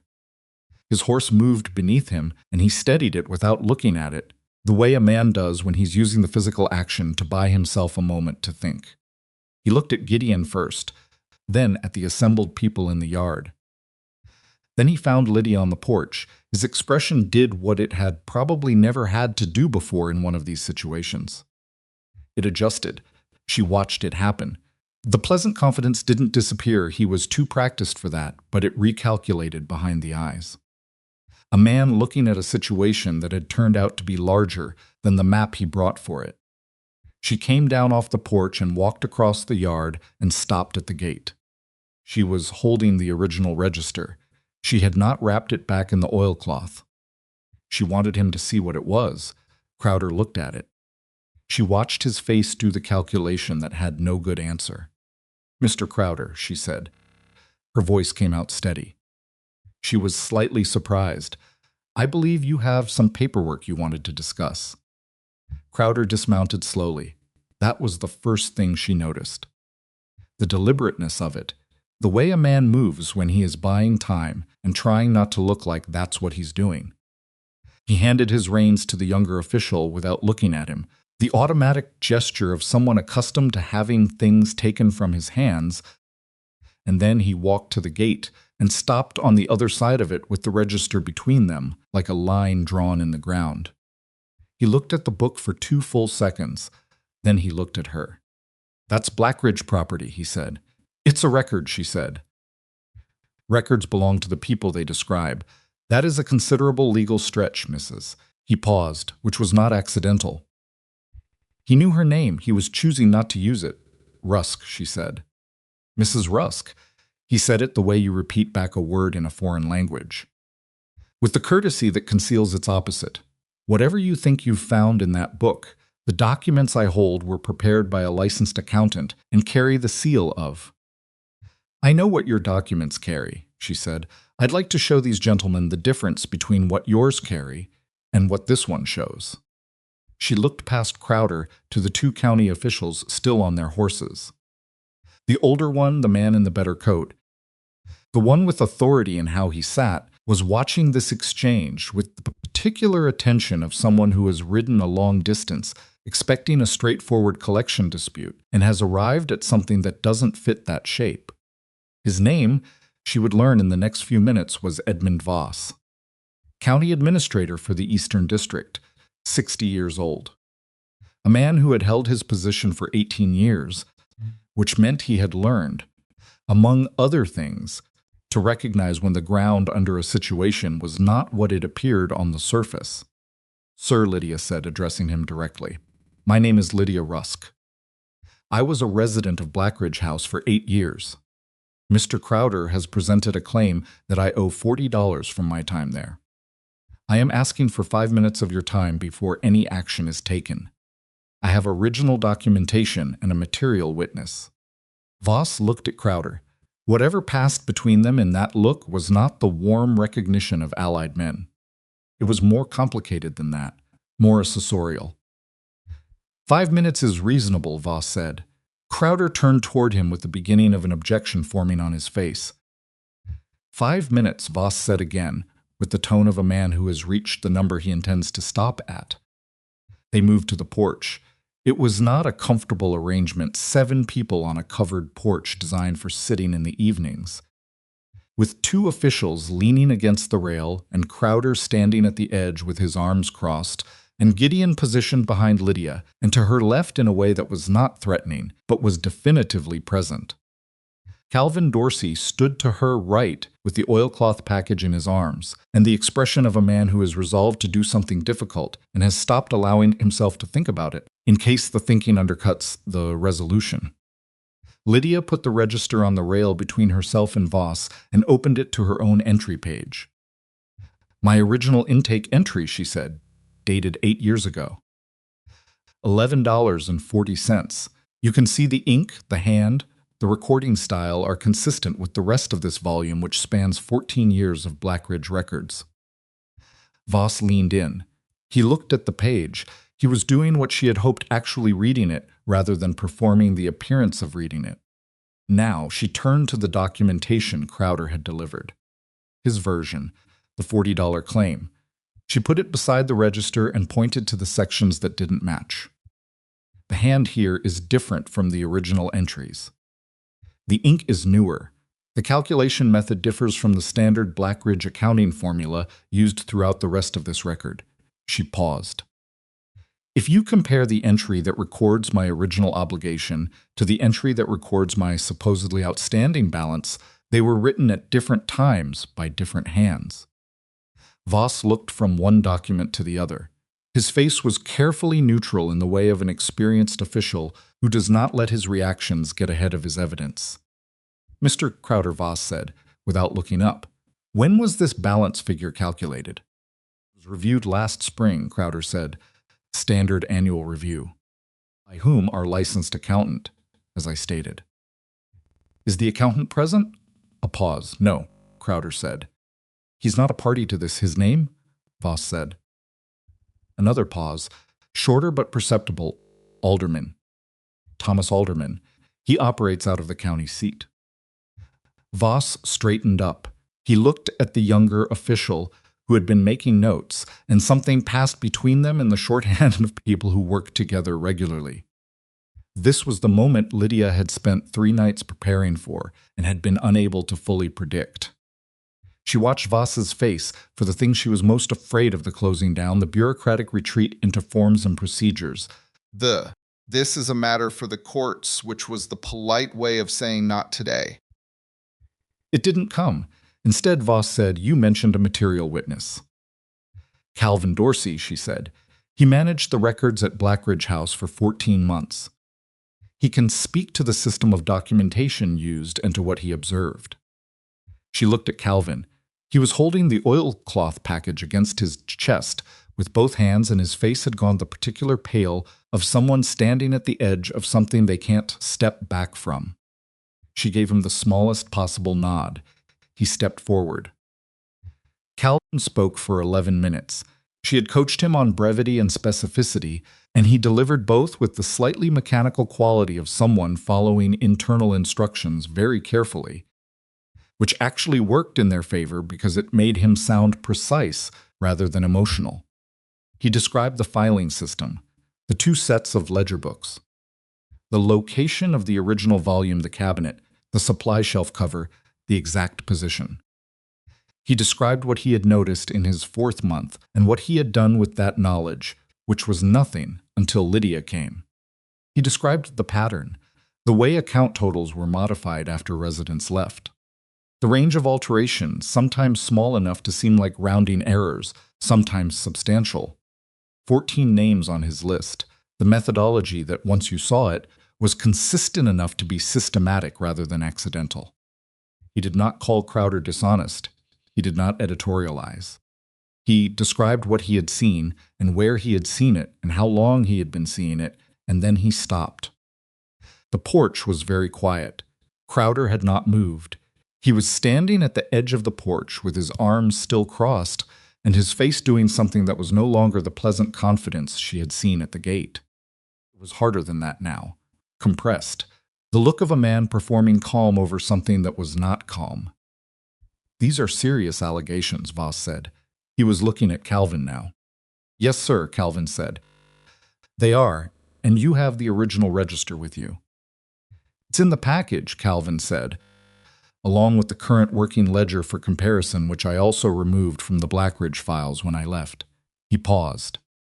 I believed both documents should be in the same hands. Lydia hadn't known about the current working ledger. Calvin had not mentioned it on the road. She kept her face still. Voss looked at Crowder. Crowder said, "Whatever this young man claims to have taken from the Blackridge files, it was taken without authorization, and its integrity cannot be verified." "The original register's integrity can be verified," Voss said. "Paper age, ink composition, sequential entry patterns. These are not difficult to examine." He looked at the younger official again. Nathan. Nathan came forward and took the oilcloth package from Calvin with a care that suggested he understood what he was handling, and moved to the porch rail to begin a preliminary examination. Crowder said, "Administrator, I must object to this entire proceeding. I came here with a properly documented claim, and the claim is being examined," Voss said. "That is what happens with claims. I have county authority." Mr. Crowder Voss's voice had not risen. It didn't need to. "I am the county authority. And I am looking at what appears to be two substantially different records of the same account. And I am listening to a witness describe a practice that, if accurate, constitutes systematic fraud against multiple individuals." He paused. "My interest in resolving this quickly has been replaced by my interest in resolving it correctly. I hope that distinction is clear." Crowder's jaw moved.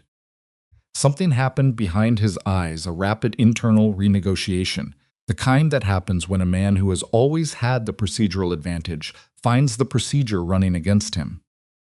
"I want my own counsel present before anything further." "You are not under arrest," Voss said. "You are not compelled to stay. But if you leave, I will note that you decline to address the evidence, and that notation will accompany my report to the regional office." He looked at Crowder with the steady patience of a man who has 30 years of experience and no particular hurry. "Your choice." Crowder stayed. What happened next was not dramatic in the way Lydia had imagined it might be, in the months and years when she had allowed herself to imagine anything at all. There was no moment of revelation that swept everything clean.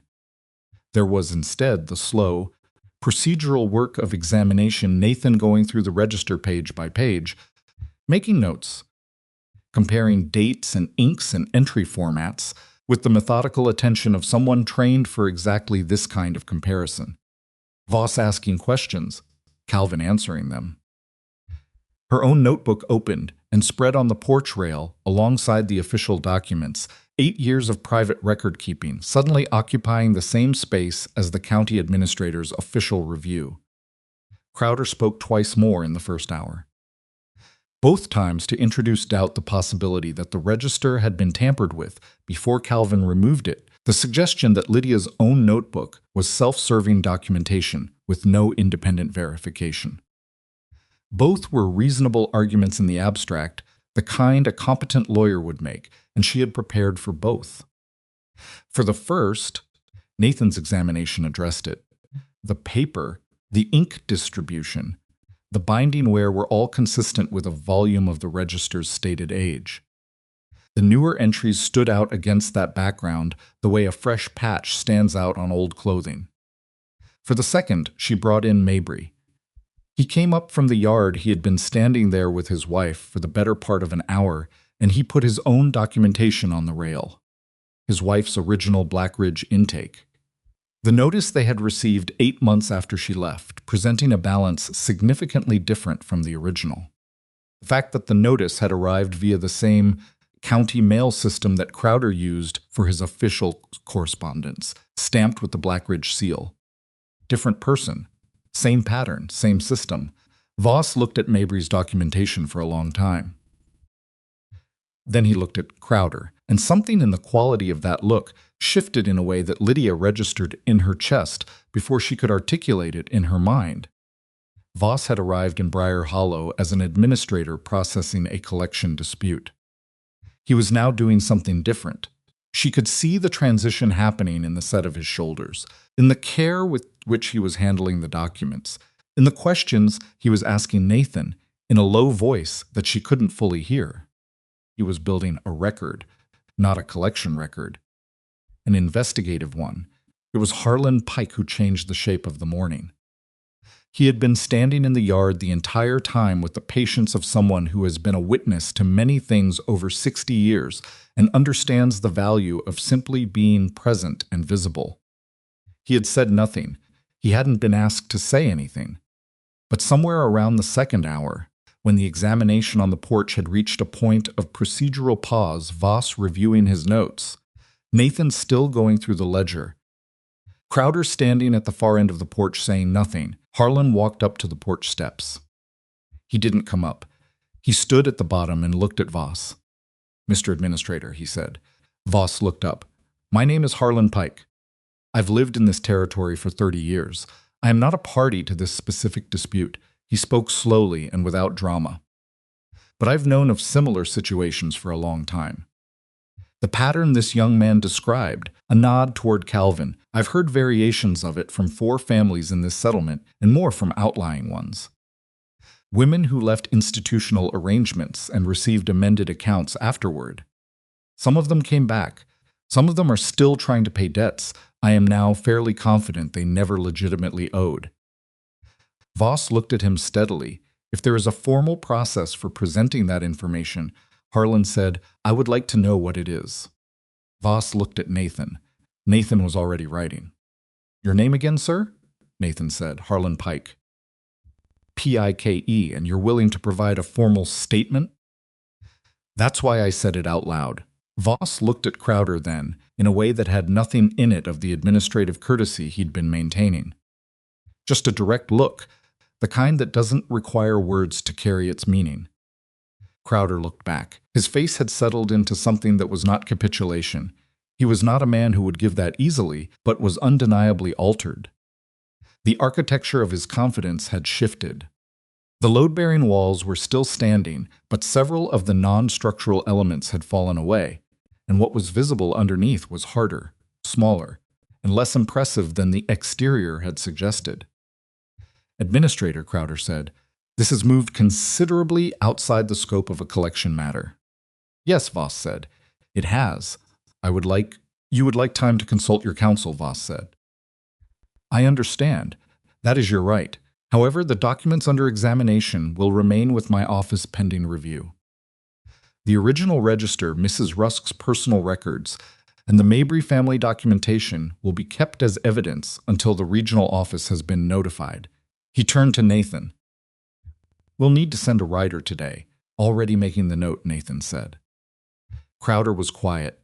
She watched him understand the shape of what was happening. Not the violent collapse of a man proven guilty in a single instant. The law didn't work that way, and she had not expected it to.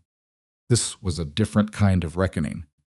The slow, grinding engagement of institutional machinery that, once set in motion toward a particular subject, tends to complete its motion. Wheels turning, gears catching, the mechanism of official scrutiny beginning to bear down on a man who had spent his career ensuring that scrutiny went elsewhere. He had operated in closed rooms for so long that he had perhaps forgotten or chosen to forget what happened when the rooms opened. She was watching him remember. He left before noon. Not with drama, not with threat. He mounted his horse at the gate and rode in the direction he'd come from, and the younger official rode with him as though that had been the plan all along, and Voss stayed. Voss stayed for 3 more hours. He sat at the kitchen table with his documents, and Nathan's notes, and Calvin's testimony written in Nathan's hand, and the Mabry documentation and Harlan's statement, and he worked through it with the careful attention of a man who understood that. What he was holding was not a collection dispute anymore, and that his report to the regional office would need to be thorough enough to justify the actions that would follow from it. He asked Lydia questions for almost an hour. Specific, detailed questions about her years at Blackridge, the records she kept, the discrepancies she had identified, the process of returning to retrieve the original register. He asked them in the flat professional tone of official inquiry, without warmth or sympathy, which she actually preferred. She wasn't asking to be pitied. She was asking to be believed on the basis of evidence. And Voss's questions were the questions of a man who intended to evaluate evidence rather than dismiss it. Calvin sat through it too, answering follow-up questions with the improving confidence of someone discovering that telling the truth in detail is less difficult than he had anticipated. He was still frightened, but the fear had changed quality, less the paralytic kind, and more the kind that sharpens you. Gideon brought coffee at some point and set it on the table without being asked and withdrew without speaking, which was exactly right because anything more would have interrupted something that needed to breathe. Ruth Sutter knocked on the door in the early afternoon. She came in at Lydia's invitation and sat at the table and gave Voss her sister's name and what she knew of her sister's account, and the date her sister had returned to Blackridge, under the weight of a debt Ruth now knew to be manufactured. She was precise and dry-eyed in the way of someone who has been angry about something for long enough that the anger has turned from heat into something harder and more permanent. Voss took down everything she said. When he finally rose to leave, he stood in the doorway and looked at Lydia with the particular expression of a man who has arrived somewhere significantly different from where he started and is calibrating accordingly. The regional office will appoint an independent examiner, he said. That process takes time, weeks likely, possibly months before any final determination. I understand. The claim against you is suspended pending review. You will receive written confirmation of that within 10 days. She nodded. The broader investigation. He paused, which was the first time he had paused in several hours. Will depend on what the examiner finds when they go through the full Blackridge accounts. If the pattern is as extensive as the documentation suggests, it will not be a simple process. I know, she said. I have 14 names. I'll make sure the examiner has them. He looked at her for a moment, not the official look. Something slightly different. You did this properly, he said. The documentation, the witness, the sequence. That is not a common thing in situations like this. I had practice keeping records, she said. He left. The yard was quiet after the officials' horses disappeared down the road. The settlement families who had gathered had dispersed slowly throughout the afternoon as the hours of procedural work made clear that the drama had settled into something less visible and more institutional. Frances had left first, then the Mabrys. Harlan had stayed the longest, drinking coffee in the kitchen with the patient gravity of a man who wants to see a thing to its natural conclusion, and then he had gone too, with a nod to Gideon that carried a full sentence inside it. Ruth Sutter was the last to go. She stood in the yard after everyone else had left and looked at Lydia with those eyes that had been working hard not to get ahead of themselves. The examiner, Ruth said, when they go to Blackridge. Your sister's account will be part of what they examine, Lydia said. I'll make sure her name is specifically included in what I send to the regional office. Ruth was quiet for a moment. The afternoon light was going gold and low, the same quality of light that had been in the fields on Lydia's first evening at the ranch, the light that made everything look simultaneously beautiful and temporary. She thinks she deserves to be there, Ruth said. My sister. She's been there so long she started to believe the debt is real. I know, Lydia said. I almost believed mine too. There were years when the alternative that it was invented was harder to hold on to than just accepting the number. How did you not? Lydia thought about the notebook in the apron lining. The evenings by candlelight, the calculations she had run and rerun, not because she thought they would ever lead anywhere, but because they were the truth, and she refused to let the truth exist only in Crowder's version. I wrote things down, she said. That's all. I just kept writing things down. Ruth nodded slowly. I'll come back when you know more, Ruth said. I'll send word as soon as I have it. Ruth walked away down the road, and Lydia stood in the yard alone, for the first time all day, in the quiet left behind by the departure of all the people who had stood in it through the long hours of the morning and afternoon.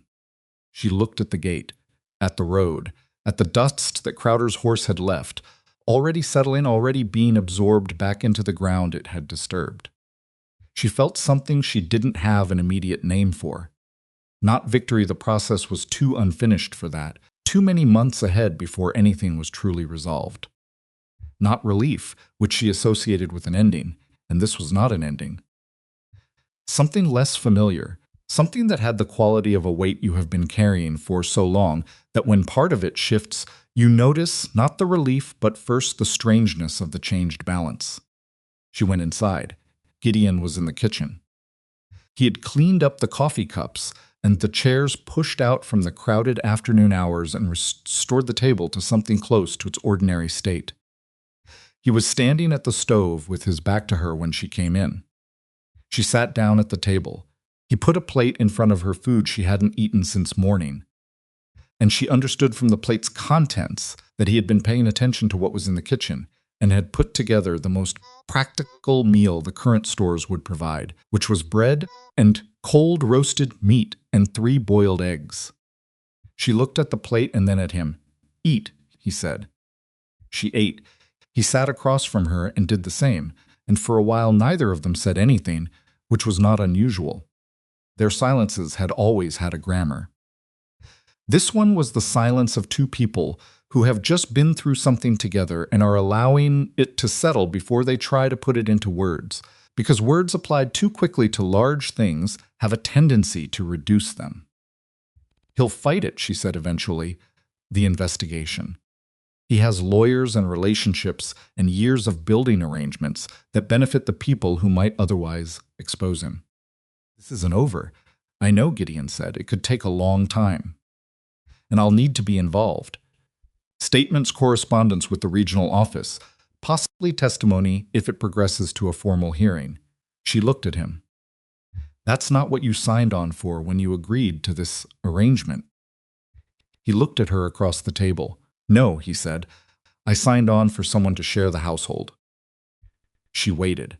"What I got," he said, "is someone who rode 70 miles alone and came back with evidence that a man has been stealing years from women who had nobody to help them, and then organized half a settlement and stood at my gate this morning and held her ground."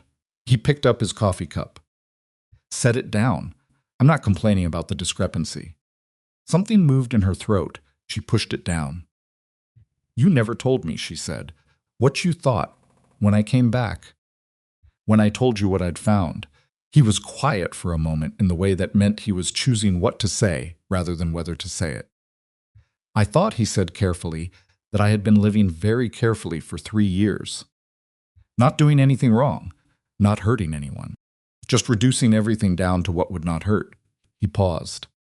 "And I thought that watching someone do the opposite of that was the most awake I'd felt in a long time." She looked at him. The kitchen lamp was low, and the evening was coming in through the east window, and he looked tired the way. He always looked tired, which was honestly and without apology. "That's a significant thing to say," she said. "I'm aware of that. For someone economical, I'm making an effort." She looked at her plate, looked back at him, felt something that she was not ready yet to name and knew was not going away.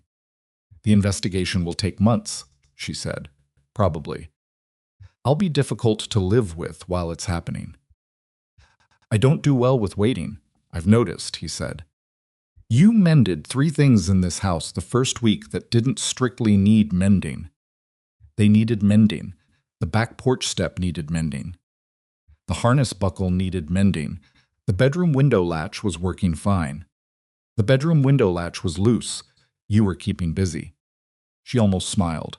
"Yes, I was." He almost smiled back. Then keep busy. There's more that needs doing on this ranch than I've gotten to in 3 years. He stood up and took his plate to the counter. And while you're doing it, the regional office will do what it's going to do. She sat with the remainder of her supper and thought about that. About the ranch, about the fence she had helped repair, and the garden she had been bringing back, and the account she had rebuilt, and all the ordinary work that had occupied the weeks she had lived inside this particular quiet. She had arrived here as an escape route, and had found, somewhere in the months of ordinary days, that the escape route had turned into something else. Something with rooms in it. Something with a kitchen table that had had 8 people around it today and had absorbed that without complaint. She thought about Calvin Dorsey, who would need to figure out what came next for himself. She thought about Ruth Sutter's sister on the laundry line. She thought about 14 names written in a young clerk's handwriting on a folded piece of paper. She thought about Gideon standing in the barn, saying that he'd felt the most awake in a long time. She carried her plate to the counter and stood beside him for a moment, both of them looking out the window above the sink at the dark yard where the evening had come completely in. "Gideon," she said. Thank you." She said it before she could think about it long enough to phrase it differently. Not for today specifically, for she stopped, for asking me what I needed instead of telling me what to do. He was quiet for a moment. "It was your fight," he said. "Yes, but you stood in it." Another moment of quiet. The particular quality of his quiet, which she had learned by now, was not absence, but presence in a different form. "I intend to keep standing in it," he said, "for as long as it takes." She looked at the dark yard outside the window, at the gate they had both stood at that morning, at the road beyond it where Crowder had come and gone. She was 34 days into a life she had signed a contract to enter. The investigation ahead was real, and the difficulty was real, and the months of correspondence and waiting and formal processes were real. There was nothing clean or simple about any of it. But standing in the kitchen of Gideon Rusk's ranch with the supper done, and the documentation sent, and the day behind them, she felt for the first time in 8 years that the ground under her feet was actually hers. Not borrowed, not conditional, not measured out in someone else's ledger at a price she had not agreed to. Her own ground. She had walked to it herself, and she was going to stand on it for as long as she chose. The written confirmation arrived 9 days after Voss rode out of Briar Hollow. Lydia was at the kitchen table when Gideon brought in the post he had ridden into the settlement for supplies and collected it without mentioning he intended to, which was how he did most things that required a degree of consideration he didn't want to make a production of. He set the envelope on the table beside her notebook and went to put away what he'd brought without comment. And she sat looking at the county seal on the front of it for a moment before she opened it. The language was formal and dry, the way official language always is stripped of anything that might constitute an actual opinion or a human acknowledgement that what it was describing had weight. The substance was clear. The claim filed by Silas Crowder against one Lydia Rusk, formerly Lydia Harrow, resident of Blackridge House, in the amount of $40, was hereby suspended pending independent examination of the Blackridge House financial records by a regional examiner appointed by the district authority. No collection action could be taken during the period of examination. A copy of this notice had been transmitted to Mr. Crowder's address of record. She read it twice, then she set it down and looked out the east window for a long moment. Gideon came back through the kitchen, registered that she had the letter open, and stopped. "Suspended," she said, "pending full examination." He nodded once. "It's not over," she said. "No, but it started." "Yes," he said. "It started." She folded the letter and put it with the documentation she had been keeping in a specific order in the drawer of the kitchen table, the order she would need if the regional examination required her to present anything further. Then she went back to what she had been doing before the post arrived, which was working through the ranch's winter supply calculations. Because the work of the ranch did not pause for county correspondence, and she had learned, in the weeks since Crowder's visit, that the ordinary work was not an interruption to the larger fight. It was the ground she was fighting to stand on, and you kept that ground by tending it. The regional examiner arrived at Blackridge House 6 weeks later. Lydia was not there when he came. She knew about it because Calvin Dorsey wrote to her a letter that arrived with the careful handwriting of someone who was still unused to writing things he could sign his name to, which he signed his name to this one. Calvin had found work at a freighter's office in the county seat, doing accounts, a position arranged through a connection of Harlan Pike's, that Harlan had produced was with the quiet efficiency of a man who believed that people who did the right thing should not be left without somewhere to land afterward. The examiner's name was Prescott. He came with 2 assistants and spent 4 days at Blackridge going through every set of books on the premises. Calvin's letter described what he had heard from a woman, still at Blackridge, who had written to him, one of the ones who had known Calvin in his 14 months there and trusted him enough to maintain the correspondence. The examiner had asked for the original register immediately. He had asked for the current working ledgers. He had asked for the amended account files, the ones that represented the second version of residence records, the version with the higher numbers, the version Crowder showed to the people he intended to collect from. According to the woman's account, conveyed through Calvin's letter, the examiner had looked at those files for approximately 20 minutes and then asked to see the person currently managing the institution's accounts. That person was not Crowder.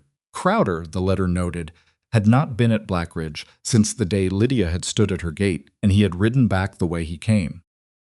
Lydia read Calvin's letter at the kitchen table, and then read it again, and then put it with the county confirmation letter in the drawer, which was becoming a collection of documents that represented, in paper form, the slow grinding movement of accountability toward a man who had spent decades assuming it would never reach him. The winter came in hard that year. It always did in the territory, but this one had an edge to it that the old-timers in Briar Hollow described as personal, as though the weather had something to prove. Snow came early and stayed. The roads became difficult by November and near impassable in the deep weeks of January, which meant the investigation moved at the pace of a letter-carrying system that was dependent on weather and horse and the reliability of intermediate postal stations that varied considerably in both. Lydia wrote letters. She wrote to the regional office with the 14 names from Calvin's list and what she knew about each one, which accounts were affected, approximate amounts, whether the woman in question had returned to Blackridge or was living elsewhere under the weight of a debt she didn't owe. She wrote to Calvin for updates. She wrote twice to Voss when specific questions arose about the scope of the examination, and Voss wrote back in the flat professional language of an administrator who was doing his job carefully and did not intend to say more than was required, but who was, she believed, doing it honestly. She kept copies of everything she sent, old habit.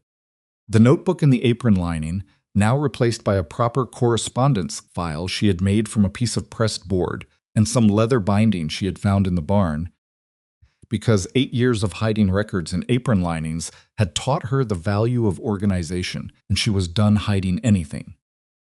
Gideon watched this operation expand across the kitchen table over the winter months with the equanimity of a man who has decided to accept something fully and follows through on that decision without daily renegotiation. He never complained about the letters or the files or the evenings when she was still at the table when he came down from the loft and the lamp was running low. He occasionally asked questions, specific ones, about how a particular letter had been received or what Voss had said about the timeline, and she answered them fully, because that was what they had developed between them. A habit of actual communication that neither of them had particularly expected to find, and both had decided to keep. He was not always easy to live with. That needed to be said, because the alternative was a version of events that wasn't true. There were evenings when the silence was the wrong kind, not the peaceable quiet of 2 people comfortable in the same space, but the weighted quiet of a man with something on his mind that he hadn't yet worked up to saying. And Lydia had learned to wait it out rather than push, which required patience she didn't always have naturally. There were mornings when he was short in a way that had nothing to do with her, and everything to do with the particular grief that tends to surface in winter, when the cold and the short days conspire to bring back what the warmer months helped you carry more easily. She had learned to recognize those mornings by the specific quality of his movements, a little more deliberate, a little more concentrated on the physical task at hand, and to give him space without making the space a statement. She was not always easy either. She was better at admitting that than she once had been, though not dramatically better. She pushed too hard sometimes on problems that needed waiting rather than pushing. She had difficulty asking for help with things she was capable of doing herself, but that were taking longer than they should, because she was doing them alone, which Gideon had pointed out twice in the winter months, with the blunt directness he used when something had been true long enough that leaving it unsaid seemed wasteful. She took the point both times and then approximately half applied it, which was the honest account of her progress. They were two imperfect people sharing a house through a hard winter, while an investigation moved at glacial speed through the official channels of a territorial authority. It was not a clean or simple life, but it was a real one, and she had spent enough years in a life that wasn't hers to know the difference. The letter from the regional office came in late February, when the snow was beginning to consider retreating. It was longer than the county letter, 6 pages, formal, dense with the specific language of official findings. Lydia read it once quickly and then made herself go back and read it slowly, because the fast reading had produced a response in her that she needed to verify against the actual words before she trusted it. The examiner had found systematic discrepancies in the Blackridge House account records spanning a period of 11 years. The pattern was consistent with deliberate alteration of resident accounts following discharge. The original register, alongside the testimony of Calvin Dorsey and the supporting documentation provided by the regional investigation, constituted sufficient basis for the following actions: the cancellation of all outstanding debt claims filed by Blackridge House against former residents for the period under examination, the suspension of Silas Crowder from any managerial or administrative role in any institution operating under territorial oversight, and the appointment of an independent board to assume control of Blackridge House and conduct a full audit of its financial history. She put the letter down. She picked it up again. She read the part about the cancellation of outstanding debt claims. She thought about the woman on the laundry line, about the others who had gone back, about the list of 14 names and the years those names represented. She got up and went to find Gideon. He was in the barn. He was always in the barn in the morning, moving through the routine that anchored his days, and she came through the barn door, and he turned and looked at her face and stopped what he was doing. She held the letter out. He crossed up the barn and took it and read it, standing there with the morning light coming through the gap above the door, and she watched his face while he read. He was not a demonstrative man, had never been, but she had learned his face the way you learn the face of someone you have lived beside. Through a hard winter, the small shifts, the things that moved behind the eyes, precise quality of each particular stillness. He read to the end and looked up. All of them, he said. All of them, she said. Every claim filed during the examination period. He looked at the letter one more time. Then he folded it carefully along its original creases and handed it back. "Write to Calvin today," he said. "I'm going inside to do that right now." He nodded, turned back to the work in front of him, then stopped. Lydia. She was already at the barn door. "You built that," he said. "The documentation. The witness." Voss understanding what he was looking at. "You built all of it." She stood in the barn doorway with the cold February air at her back and the letter in her hand and looked at this man who had given her a room and a fire and a horse already saddled and enough food for the road, and who had stood at the gate and let her fight her own fight while making absolutely sure she didn't have to stand alone in it. "We built it," she said. "Different parts, but the same structure." He held her gaze for a moment. Then he went back to work, and she went inside to write the letter to Calvin. and the morning continued around them the way mornings do, without ceremony, without acknowledgement of its own significance, just the next hour following the last. Calvin came to Briar Hollow in the spring. He rode out on a Saturday in April, when the roads were dry enough, and the freighter's office where he worked had given him the weekend. And he arrived at the ranch, looking somewhat more settled in his skin than the young man who had sat across from her, in the Blackridge Records room with his hand tight around a pen and a list of names he'd been keeping for reasons he couldn't explain. He sat at the kitchen table and drank coffee and told her what he knew about the aftermath at Blackridge. The independent board had removed all the remaining administrative staff who had been directly involved with the account management. New management had come in. The accounts were being rebuilt from scratch with residents resident at every stage of the process, their balances calculated in front of them, copies of every document guaranteed to each person. "How many are still there?" she asked. 14, he said. "That we know were affected by the altered accounts. The board is reviewing all of them. 6 have already had their debts formally canceled. The others are in process, Ruth Sutter's sister. She was one of the first 6. He wrapped his hands around his cup. Ruth came herself to collect her. I heard about it from the woman who wrote to me. Said Ruth walked through the front door and her sister didn't believe it at first. Just stood there in the hallway, not moving. Lydia was quiet for a moment. And Crowder, she said. Calvin's expression did something complicated. He retained legal representation immediately, tried to argue that the alterations were the work of a previous accountant, that he had inherited a flawed system and had been in the process of rectifying it. He paused. The examiner's report made that argument fairly difficult to sustain, given the 11-year span and the consistency of the method. Is there going to be a formal proceeding? The regional authority is referring it to the district court. It'll take time. His lawyers are good. Calvin looked at her directly. It may not end as cleanly as the investigation did. She had known that, had known it all winter, working through the correspondence, watching the process move at its own pace and in its own direction. She had made her peace with the fact that official accountability and actual justice were not always the same shape, and that the gap between them was sometimes significant.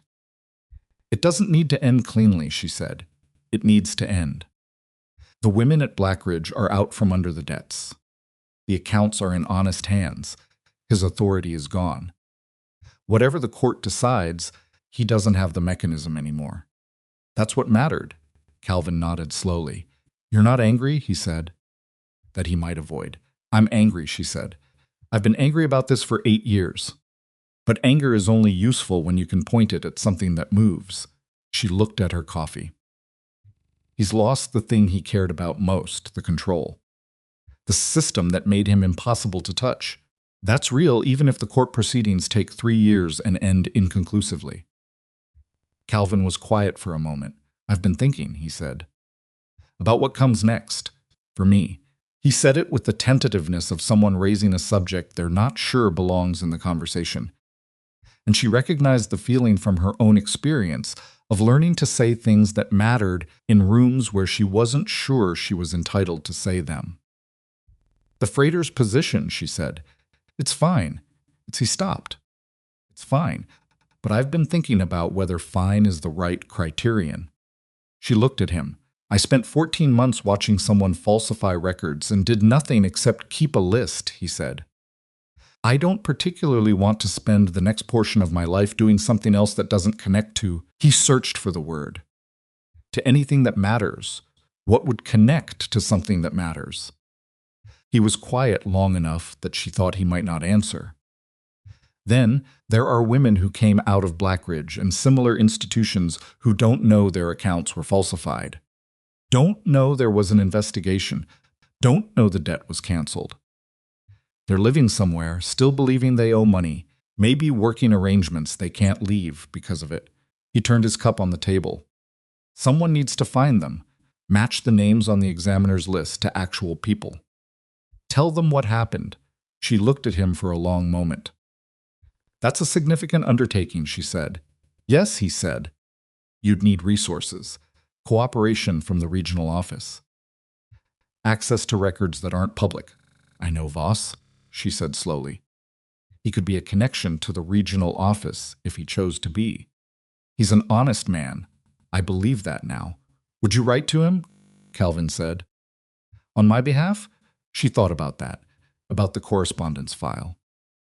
About 6 months of letters sent and received, and the working relationship that had built itself out of the exchange, the odd professional trust that develops between people who are working on the same problem from different positions. I'll do more than write, she said. I'll come with you to the county seat, and we'll sit across from him together. You can present what you're proposing. I'll support it. Calvin looked at her with something in his face that she recognized as the particular relief of someone who has been carrying a weight alone, long enough that the offer of company is almost too much. You don't have to. I know I don't have to, she said. That's not the point, she told Gideon that evening. They were outside after supper, which had become a habit they had drifted into without deciding to standing on the covered porch in the cooling air of the evening, looking at the land, not always talking. There was something about that hour, the specific quality of the light going from gold to gray, that made it easier to say things that didn't come easily inside the house. She told him about Calvin's idea and what she had offered. He listened the way he always listened, without commentary until she finished. The county seat is 2 days, he said. I know. How long would you need? 3 days there, maybe 4, to meet with Voss and establish the right connection. The actual work of finding the women on the list that could take months. Maybe longer. She looked at him. It wouldn't all be me. Calvin is the one with the time and the access to the records. I'm better positioned to open the door with Voss. He was quiet for a moment, looking at the field line where the evening was settling in. There's something I've been thinking about, he said. She waited. The ranch accounts, he said. The way you organized them when you first arrived. The clarity of it. What it showed me about what was actually possible here that I had stopped being able to see. He looked at her now, not at the field. There are other ranches in this territory with the same problem. Not fraud. Just men who understand land and animals and don't understand numbers. Who make decisions based on what they feel about their situation rather than what the books actually show. She wasn't sure where he was going. Harlan mentioned it 2 weeks ago, Gideon said. Not as a suggestion, just as a fact. He knows 3 families who he said were in the same position the ranch was when you arrived. One of them may lose their property this year because they don't understand what the documents are actually saying. She looked at him. You're suggesting, I'm not suggesting anything, he said. I'm telling you something I've been thinking about. A pause. You were a bookkeeper at Black Ridge because they needed someone with numbers and you were useful. But that isn't the same as choosing it. And I've watched you do this investigation, the correspondence, the organization of the evidence, the clarity of the argument you made to Voss, and I've thought more than once that what you did with those skills was different from having them. You used them on purpose towards something that mattered. She was quiet. There's work here, he said, if you wanted it. Not only the ranch, the settlement. There are people who need someone who understands contracts and accounts and what to look for when something doesn't add up. He stopped himself. I'm not telling you what to do. I know, she said. I'm saying there's ground here if you want to build on it. She looked at the field. At the fence line they had repaired together in the first week of her arrival. When he was a stranger who left firewood by the stove, and she was a stranger who had walked 2 miles down a rutted road with a blister on her heel because it was that or stay. She thought about what she had told Ruth Sutter, about how she had kept the records not because she had a plan, but because the truth needed to exist somewhere. About how the notebook in the apron lining had been the only thing. For 8 years, that was entirely hers. She had more than a notebook now. She had a letter from the regional office. She had 14 names accounted for. She had a clerk-turned-witness who wanted to spend his working life finding the rest. She had a settlement where people knew her name and what it meant, and a kitchen table that had held 8 people for an afternoon, and had absorbed it without strain, and a covered porch where the evenings were long and the light was specific, and a man stood beside her and said things like there is ground here if you want to build on it. I'm going to go to the county seat with Calvin, she said. And then I'm coming back. I know, Gideon said. And when I come back, I want to talk about what you just described. The ranch families, the contracts, what that could look like. All right, but I want to do it properly, she said. Not informally, an actual arrangement. What the service is, what it costs, what I owe in return. A real contract, she looked at him. I spent 8 years living inside a dishonest one. I'm done with arrangements that aren't written down. Something moved in his face, not quite a smile. The thing adjacent to it that she had learned was his version of one. That seems reasonable, he said. I thought you'd think so. They stood in the evening quiet for a while longer.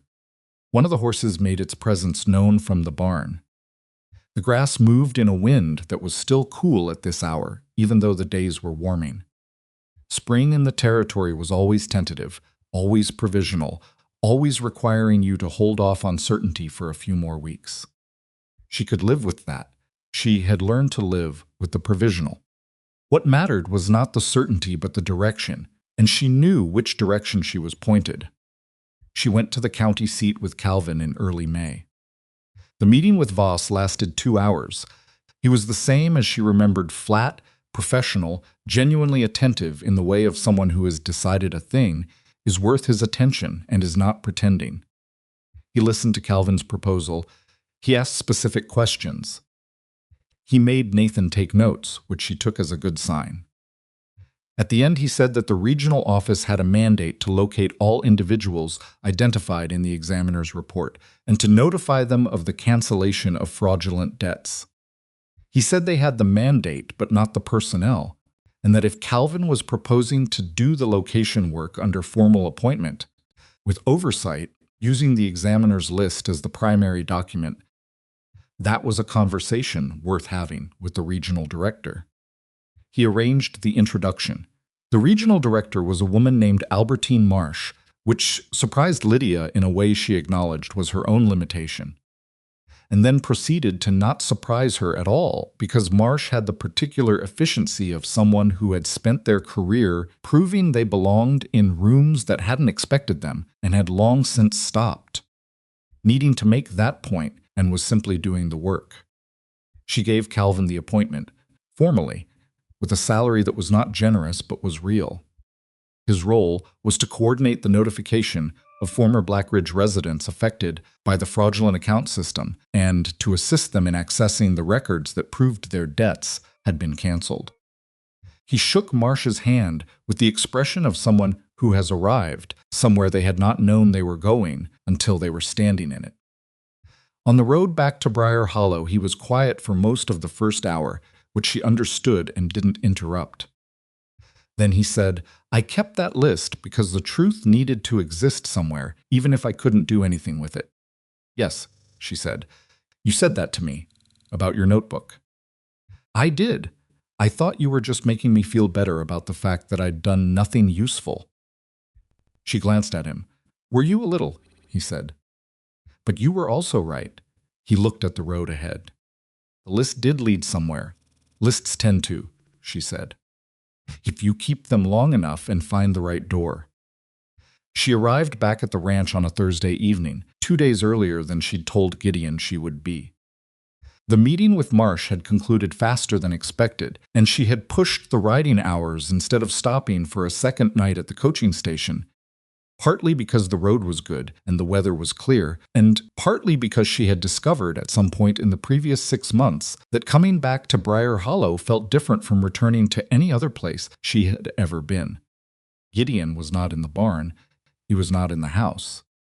She stabled her horse and went inside and left her bag and came back out and found him at the far end of the east field, working on the section of fence that had needed attention since winter. He heard her coming and turned. He looked at her for a moment.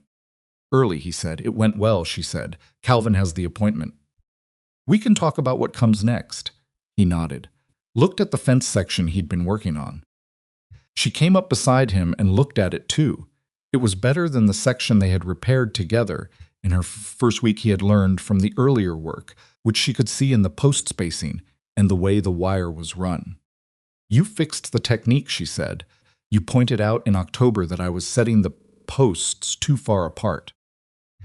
You disagreed at the time. I was wrong at the time. He said it without difficulty, which was one of the things she had come to respect about him. He was a man who could be wrong without it becoming an event. The spacing is better now. She looked at the fence line running out in both directions, repaired sections and sections that still needed work. The visible history of the two of them moving through this property over the course of a season and a winter and the beginning of spring. I've been thinking about what you said, she said, about the ranch families in the territory, the contracts. I thought you might have. I want to do it, she said. Properly, the way I described, a formal arrangement, a fair rate, a written document for every family I work with. No exceptions. She looked at him, and I want it to be mine. Not part of the ranch. Separate, he looked at her steadily. What does that mean practically? It means I keep my own accounts for it. My own records, my own income from it. She paused. I am not going to spend the rest of my life working inside someone else's ledger. Not even a good one. He was quiet for a moment. Then that's fair. I know it's fair, she said. I'm not asking if it's fair. I'm telling you what it is. He almost smiled. Maribel would have said almost exactly that. Then Maribel had the right idea. He looked at the field. At the fence line, at the land that ran in both directions from where they were standing, his land and her work on it, the two things having become difficult to fully separate over the course of the months between them. I want to say something, he said. She waited. I spent 3 years making this place small enough that losing it wouldn't be loss I had to feel. He said it without looking at her, in the specific way of someone saying something they have rehearsed slightly, but are now discovering rehearsal didn't fully prepare them for. I made it quiet. I made it efficient. I made it survivable. And I told myself that was what a man did after something ends. He paused. I told myself Maribel wouldn't want me to be miserable, which was true, but I was also using her memory as an excuse not to try anything that could hurt again. She was very still. You didn't fix that, he said. I want to be clear about that. You didn't come here and fix me. That's not what happened. He turned to look at her now. What happened is you showed up and you were so relentlessly, stubbornly, specifically yourself, from the first week that there wasn't room anymore for the version of this place I'd built. It just stopped fitting. She looked at him. At the specific person she had found underneath all that silence, patient, stubborn, capable of more feeling than he knew how to use, trying very carefully to say a true thing without getting it wrong. That is the most words you have ever said to me at one time, she said. I'm aware of that. How long have you been working on it? 2 weeks, approximately. It's good, she said. The 2 weeks paid off. Something crossed his face that was genuine, real, and unguarded, and all the better for the rarity of it. I love you, he said. I want to say that plainly before I use so many words around it that it gets buried. Field was quiet around them. The spring evening, coming in from the west, the light going long and warm across the grass, the fence line running out to the edge of the property, and past it into the wider territory that didn't know or care about anyone's personal history. She looked at this man who had given her a room and a horse and a place to stand and the space to fight her own fight in, and who had just used 2 weeks of his characteristically limited emotional resources to put a true thing into words because he thought she deserved to hear it clearly. You'd better keep practicing saying it, she said. He looked at her. Because I intend to be here for a long time, she said. And I don't want you to stop because you think I've heard it enough. He held her gaze with those gray eyes that she had been reading for months now and understood better than she understood most things. I don't think that will be a problem, he said. She believed him. There is a particular thing that happens to people who spend long enough inside a system designed to make them believe they have no value except what the system assigns them. It becomes the inside of the only house they know. They stop being able to imagine the floor plan of any other kind of building. Lydia Harrow had spent 8 years inside that house. She had kept her notebook because the truth needed to exist somewhere. She had signed a stranger's contract because it was the first door out. She had ridden 70 miles alone because some part of her had never fully accepted the floor plan she'd been given and could not stop looking for the wall that was actually a door. She was not a simple person or an easy one. She was better at organizing other people's problems than sitting still with her own. She pushed when she should have waited, and occasionally waited when she should have pushed, and she would probably do both again. She had a habit of keeping records that some people found excessive. She was not, and would never be, a woman who let someone else write the terms. That last thing was not a flaw. Over the year that followed, Calvin Dorsey tracked down and notified 31 women whose fraudulent Blackridge debts had been canceled. He did it systematically, name by name, using the examiner's list and the cooperation of the regional office, and a dogged patience that turned out to be one of his more significant personal qualities once it had something real to attach to. Some of the women cried when they heard. Some didn't believe it at first and needed the official documentation before they could. Some had already left the territory and had to be reached by letter through secondary contacts.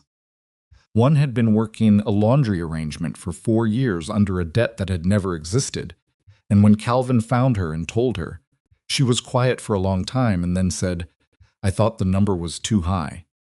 I always thought the number was too high." Silas Crowder's legal proceedings moved through the district court over the following year and a half.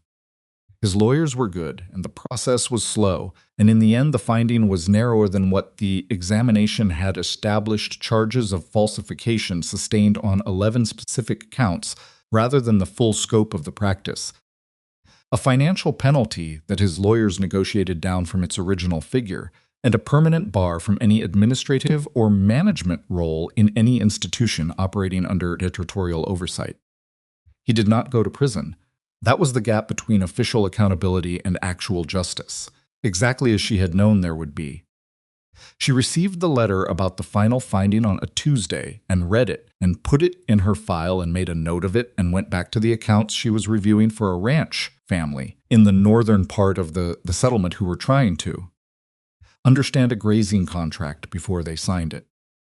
The work she had started with those accounts had grown in the year since her return from the county seat into something she was still in the process of naming.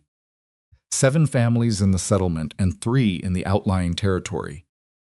Contract review, account organization, the patient work of sitting across a table from someone who didn't understand what the numbers in front of them meant and explaining it until they did.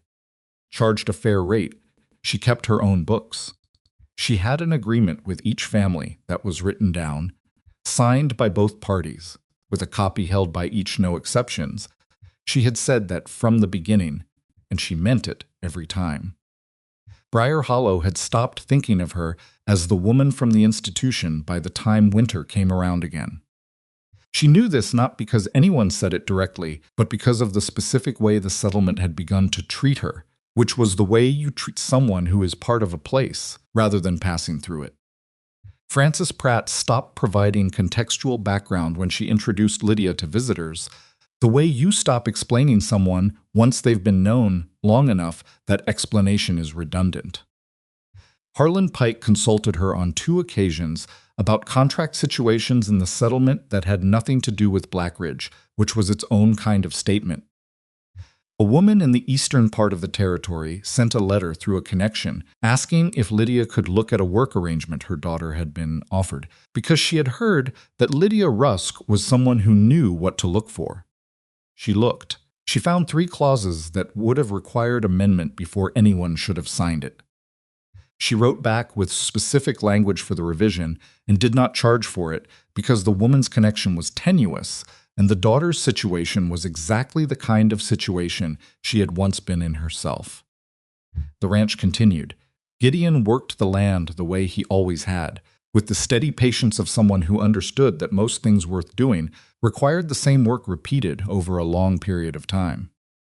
He was not a changed man in the dramatic sense. He was still quiet by nature and still preferred mornings alone in the barn to almost any social occasion and still found more words than strictly necessary to be an imposition on the general atmosphere. But he had stopped treating the house like something to get through. He had fixed Maribel's window latch.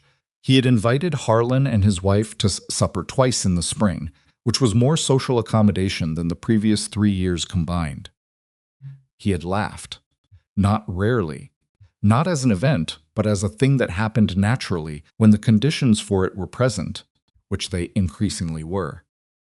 He had said, "I love you 7 more times over the course of the year," by Lydia's count, which she kept not in her notebook, but in the less formal record of the things she chose to remember.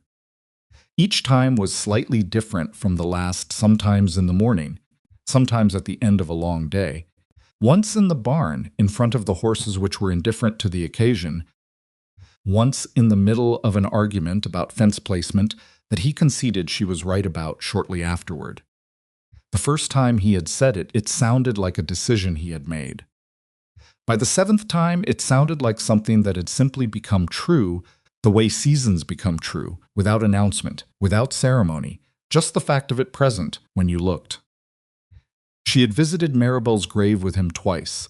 The first time she had stayed back slightly, giving him the privacy of it, and the second time he had asked her to come stand beside him, and she had. She did not say anything at the grave, and neither did he, mostly. Except once, when he pointed at the north field and said Maribel had wanted to plant an orchard there, and he had told her the soil wasn't right, and she had told him he didn't know what he was talking about. He said he had been planning to try the orchard in the spring. She asked what changed his mind about the soil. He said, "I looked at it again." She understood that to be about more than the orchard and did not say so, and he did not say so, and they walked back to the house in the kind of quiet that doesn't need anything added to it. On an evening in the second autumn, standing on the porch in the last of the day's light, Lydia Harrow, Lydia Rusk, though she used both names depending on the context, her own practice of keeping 2 accurate records simultaneously thought about the morning 8 years ago when she had sat at a kitchen table in Blackridge House and understood for the first time the full scope of what was being done to her. She had been afraid. She had been angry in a way that had nowhere to go. She had been 24 years old with $11 of real debt and a notebook in her apron and the conviction that the truth needed to exist somewhere even if no one was looking. She was 33 now. She had a file drawer full of accurate records and a settlement that consulted her on contracts and 31 women who knew their debts had been canceled. And a man inside the house behind her who was doing something in the kitchen that involved slightly more noise than strictly necessary, because he thought she was still in the East Field and hadn't heard her come in yet. She did not think about freedom the way she once had. Freedom had once meant escape, the getting out of, the running toward any open door. What she understood now was different, less dramatic but more substantial. Freedom was not the absence of constraint.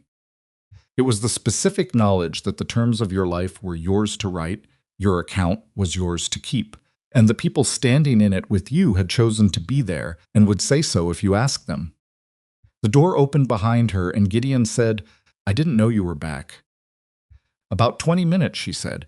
He came to stand beside her on the porch. Looked at the field. The light was going the way it always did at this hour-long and slant and golden, the temporary beauty of the end of the day. "The Cotter family," she said, "the contract I was reviewing. There was a discrepancy in the acreage notation that would have cost them $20 over the life of the lease." "Did you catch it?" "Of course I caught it." He was quiet for a moment. "Good," he said. She looked at the field. At the orchard he had planted in March, 12 trees in the north corner that Maribel had been right about, still small and not yet bearing, needing a few more years before they would produce anything, which was exactly the kind of long patience that a man like Gideon Rusk was capable of extending to things he had decided were worth waiting for. She was among those things. She understood that now without having to think about it. The evening came in around them, indifferent and wide and enormous. The way this territory always was the vastness that had felt hostile to her on the road into Briar Hollow 2 autumns ago and now felt simply honest. The land didn't care about you. That was not a cruelty. That was an invitation to care about yourself. She had accepted the invitation. She was still accepting it. That was the whole of the story, and the beginning of all the ones that came after, and it was enough.